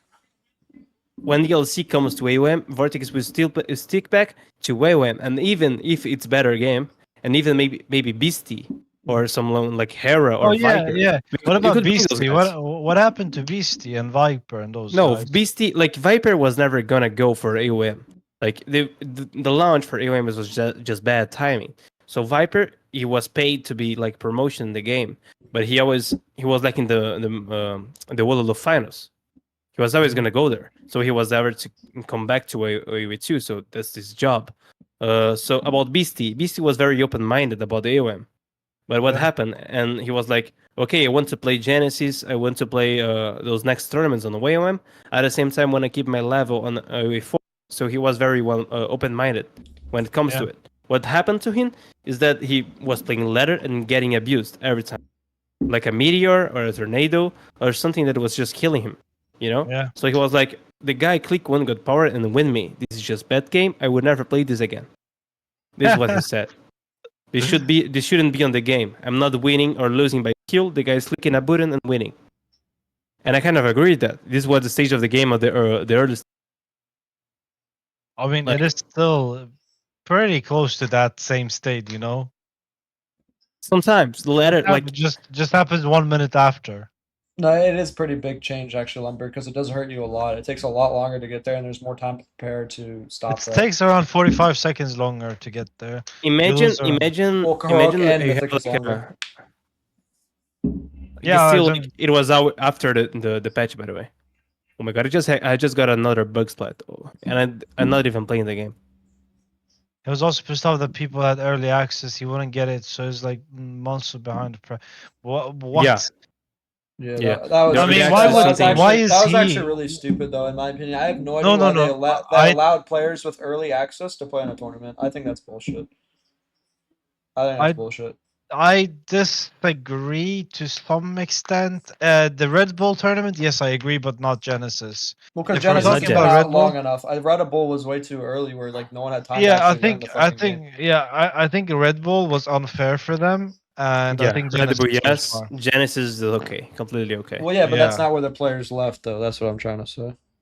Yeah, well, maybe Genesis was previously Matador abuses Pound. And Matador didn't have early access, and he did just fine. Yeah, a lot of people did just fine. It's just like it's still a huge the early access people impacted a lot on Wololo, yes. The Genesis, yeah, again, if Mista didn't have early access, for example, Mista would have won Genesis anyway. This guy is just another level. But the thing is, like... Mista would probably win it anyway, but it would have been closer games, maybe. Yeah, maybe, but yeah, again, like, the top 3 people were all early access, so it's just same, Like Magic and Recon and Mista. Mista was just better than everyone by a high gap. This guy is just another level. But yeah, like for other people, they did have early access, like Matrius, like Repul. And again, I'm not saying that they don't deserve it. Did Matrius have early access? Yes. What? Like, people are big scum. My fucking YouTube channel got one of my videos got copyrighted or whatever, and then I counterclaimed it, and then they dropped it because one of my viewers copyrighted it, even though they don't even own the content that copyrighted it. What a scumbag, bro! My viewers you guys should discuss how to grow the player base. I want to hear opinions. Said already, so we already said. I think we all agree. An incentive to play is the main thing, and what's it called? Just bringing the lower level community together as well. Back in Legacy, I used to host lower level tournaments, and that brought the community closer. Like mid-level players got to engage, lower level players got to engage as well. FFA tourneys actually do like a lot because you have a variety of different skill levels. It's stuff that should like cater to mid-level players too, not just top. Yeah, agreed. Yeah, that's the best way of keeping like the newer leagues people around. is a big incentive for the lower level players. There They was? need I need gold. Oh, I'm gold now. Oh, I need be diamond. Yeah, like you get a cool icon and a And reward and stuff like that. Yep. They show in your profile. You have show your games. You can show your friends. And you can do it even by Pantheon. Like let's say like okay, here's a reward if you get this reward if you win 50 games as Zeus or something, or like 50 like something like that. A cool icon on your profile that show when you join the game, like AoE4, exactly like AoE4. Exactly like AoE4. Yeah, I think they even should implement some kind of like statue they could put in your town center. I think that'd be sick. Yeah, like this sort of stuff that you get rewarded by playing the ladder, and also like some quality of life. Like again, they have to fix the bug splat. I don't know what's the issue with bug splat. Yeah, I think that should be priority is that, and then they can add this. That should be priority. And DLCs and incentives as just team like games as well, and FFAs as well. There should be a queue, like a ladder thing for just FFAs. I think that would be fun. And more tournaments, by the way. Like all the tournaments we're playing right now, like are basically S-tier tournaments, like 15,000 tournament. But you can have like a midway between these tournaments. There should be team game tournaments too. I love team games. Is actually my favorite type of format, and I haven't played much because I quickly got to the point where every time I queued up for 3v3s, I couldn't find anyone because I was at almost 1800 and the people like there weren't anyone else there, you know. Yep. But yeah, like 1K tournaments. I can sponsor 1K tourney. Okay, give me the money, Flacco. Yo, what are you guys' thoughts on Smurfs though? I think Smurfs might be a little bit of issue. Someone in my chat said not only attracting new players, you need to retain them too. On a competitive level, their Smurf accounts need to stop. The lower level players are just getting bullied. Accounts should be IP locked to prevent this. I wonder what your guys' thoughts are on that. I'm not sure if they necessarily should do that, but I think Smurf accounts are bad. Fixing that. I think Steam's fixing that, by the way. I don't know how it's gonna work, but I joined Steam like a day ago. I was switching accounts. I don't remember why though. I was probably gonna risk my ladder, and then I saw something like the family sharing is gonna change from January. Still gonna be able to do it though. You're still gonna be able to do it, no? Yeah, it just says you have to join a family plan. Oh, I mean, if you make it higher, it's still like it's Steam. But that's Steam. That's not an AOM issue. That's a Steam issue. But that is a big problem. The only way they would have to do it would be through a third-party program where you required SSN. Yeah. Or something like that, because that's what they do in Korea for League of Legends. They require a social security number for you to play on the Korean servers. Because I do think that is bad, and like a player who's literally just trying to learn the game, like goes against fucking like a Mista or I think smurfing is. I think smurfing is inherently bad, but there's a place for it. But of course, it does ruin it. Yeah, smurfing has the positive side of it, and it's positive only for the player smurfing. It's negative for everyone else. Yeah, because you can learn new strats and like play around with new shit. Yeah, like if I'm gonna go learn set, I ain't doing it on a fucking 1800. At the 1800 elo, because I don't even know a basic thing, right? Yeah. I don't know shit. So we're just gonna get shit on before you can even learn anything. Yeah, I don't even know my build order to begin playing the game. Yeah, I think there's like I don't know. You can't ever really fix smurfing. You can't. So that's why I'm trying to talk about other things I think are easy, like actually pretty easy fixes, just rewards and then medals, leagues, seasons, all that shit. I think it'll be really, really good. And then, like I said, they need to nail the next DLC. They need to have all the quality of lives like ready. So when the DLC comes back and it attracts a new player, they don't deal with fucking bullshit like trash woodline pathing and like trash walls not being built, because then people just don't want to play. It's just very frustrating. Those two things are probably my biggest two complaints. The tree hitbox, it's like terrible. The hitboxes of resources. Yes, horrendous. And what did you say? Sorry, say it again. Walling the trees. Yeah, walling anywhere. Sometimes it doesn't work. Yep. Yes, it's been terrible forever, and it's so punishing too. You won't be able to finish a wall, and then later on the game punishes you because then you have 10 Contarius run through that little gap that they didn't let you build. Yeah, It's Yeah. so fucking frustrating. And the hitbox of trees. Yeah. You know when you cut the tree Not down, just or trees though. like It's like granaries and like the lure. Like some of them are just bad. It doesn't let you click on what you want. yeah, I can't even deposit my food into my Yeah. lure Yeah, the lure sometimes. is really bad. Shift click is also bugged sometimes. Yes, BRB winning is Yeah. right here. Mhm. Like there's a lot of stuff for them to fix, man. And then, and to be very honest, I don't believe them. Mhm. But how I can don't they believe it. oversee? How can they oversee such a big thing like walling? Like a new player would think, "Oh, you're not allowed to wall there." Yeah, that's a problem. Bro, like I really wish the devs were more like humble and went to the players. Oh, bro, what's your like? Bro, It's not everyone is gonna when complain on Reddit, man. bro, when you Yeah. shockwaved me earlier today in that Oranos game, you know, 3 of my villagers got stuck on top of each other on a cliff that I couldn't move, so I had to delete them. That's cool. When you shockwaved me, like a cliff where like you couldn't move a single tile, Yo, and like yo, it's so stupid. Lundberg, the guy in your chat's the guy who said the N word, by the way. I'm almost positive, 99%. Cockburrow. I banned that guy. Rogakubora, like, did you expect something different coming from him? Like, I banned that guy. That guy's so annoying. Oh, my bad. I meant to. Overestimate how much bandwidth the devs have.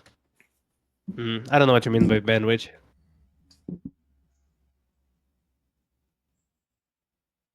Not my sort of stuff. I think you guys overestimate how much bandwidth the devs have. I guess like pay and stuff, or how much like they're able to do. But BRB winning, walling and hitboxes are a basic core of the game. Mm. This should be priority number 1. Why wouldn't they be able to do it when BRB winning? Like the menu and all this quality of life stuff. They might be hard bugs to fix, but this is something you have to like put in your resources. Yeah, I mean, I agree. Like, it is kind of interesting that this has been a problem since launch, and they still haven't even like addressed it with all their patches. So maybe it is an issue that's like very, very difficult for them to figure out, but they need to because it's really frustrating for a lot of the players. Yeah, and like if it's hard to find a bug to fix, maybe like okay, fix it later, but do something that show you're changing the game. Because every patch that comes now, like it's insane, like big text talking about other stuff, and then like a small changes, and then it will not say anything different on the game. Yeah, it's just like, okay, oh, now the Manticores have blue eyes. Oh my god. Yeah, and then so the thing you're nuts from like, oh, it fix a bug splat that happen on, and then they still keep having bug splats. Like they didn't fix a shit. Yeah, I'm not sure if they even know what's broken half the time. That's why I feel like when I troll and meme and meme about Reddit, I actually think that there's devs that read Reddit a lot because that's like where like the text platform is, and that's why I think Reddit had a lot of power.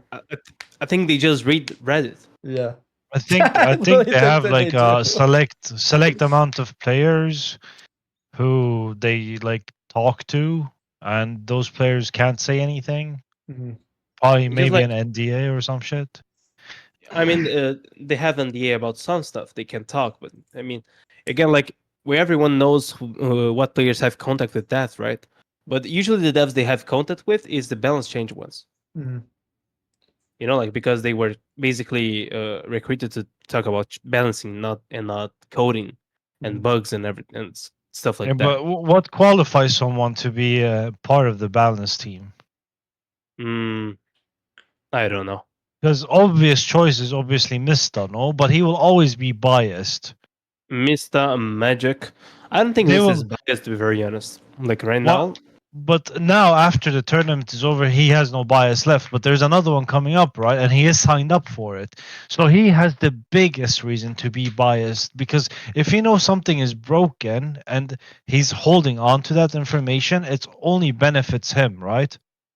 Do you understand what I'm saying? That is a good point. I do agree with someone that said something earlier about like coach. They said a good point where it's like some people that may know a lot about a sport or a game or whatever, they may not actually be even that good. And I think still their opinion kind of matters. And I think that is kind of is a good point because you have someone like Bill Belichick. You know, Bill Belichick. He's an amazing coach, but he always sucked at football. I feel like it's the same thing where you can still be you may not have the mechanics to be good at a game, but you can be very, very knowledgeable.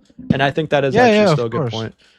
Yeah, that is valid. I do believe in that. Yeah. I don't know, Red Black Hand. Like, did you ever meet a dev from Retold? Did any of them actually cyber chat? Like, did they came here and said, "Oh, I'm dev from Retold. What do you guys want? What do you guys think about the game? What can we improve on the game?" Did they ever? I actually had that one time. I had that one time before. Really? Yeah, in the beta. It's the funniest shit. They messaged me on Twitch and they said, because the Gaia Lush, you guys remember the Gaia tree laming shit, right? I'm the reason why Gaia tree laming doesn't work in the Age of Mythology Retold. The dev literally asked me. He asked me. He's like, "How did he get it to work?" My little brother. That was the first thing he tested in Retold, was seeing if Gaia tree laming still worked. It still worked in the beta. I talked to the dev like, "Yeah, this is how he did it to make it still work." And then he's like, "Okay, thanks." So when the actual game comes out, we're gonna have that fixed. And so that's only one thing. That's the only thing. But I do think that's really funny. So there's no Gaia tree laming in Retold. They need to do it more. Come to streams. No, I agree. People what they think. I agree. There should be a balance though. Like, because how annoying would that have been? How annoying would that have been? Like Gaia tree laming. Well, at that's the a same huge time, change. like That's a huge. You have change. You have people who will, if they ever come into Twitch chat and ask you, you have people who will attack them. Well, right? No, they sent a direct message to you. That's what the dev did. He sent a direct message. It's the best way to do it.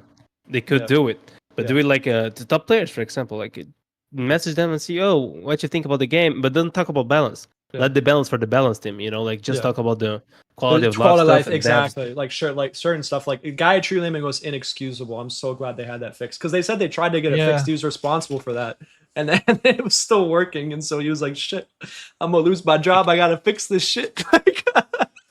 Like about balance, everyone will have a different opinion on balance. Yeah, but there's certain things everyone can agree on that just are broken and then need fixing. Yeah, but it's still like I don't think this conversation should be about balance. I think it should be like, "Oh, why don't you play ladder? What's the issue? Like, what can we do better for you? What do you think we can do for get new players on? What do you think about the menu? What do you think about the ladder system? You know, like all this stuff. What do you think about the maps?" Mm-hmm. It just comes to the player base and ask this stuff. Mm-hmm. I think that'd be actually really, really good. And they should like the menu sucks. And this is like oh my god, I wasn't moving my mouse and my monitor just turned off and it was like, oh my god, what happened? But yeah, like the devs should ask people what they think and actually like hear the community. All right. This would be a good YouTube video, man. Patch discussion. We talked for like fucking 3 hours. Yeah. We need to make a podcast. I think it's actually good for the game. I think this is good for the best way and send it to a dev. Yeah, dude. No, I'm not even post joking.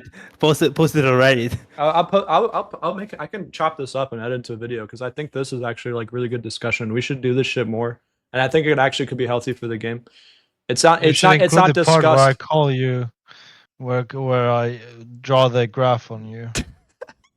Yeah, if they actually care about the game, they wouldn't listen to it. They would hear this. Yeah, no, I think it's important. And I actually do think that a podcast of some kind, like or some talking, would be really, really good just to discuss shit. Because I think if we just keep playing and just have the game's not going to get better. There has to be discussion.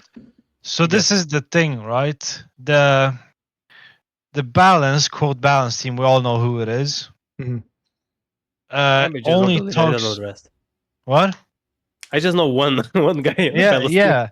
The one person of the balance team that everyone knows only talks to a handful of people, and he devalues anyone's opinion if it's not from them. So that's where changes come. Yeah, I know a bit more. Yeah, I don't know if I can say it, but it's just like basically they are doing stuff.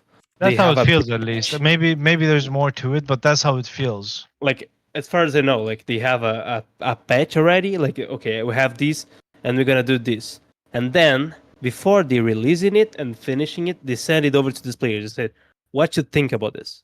Mhm. And they say, no, I think this is stupid.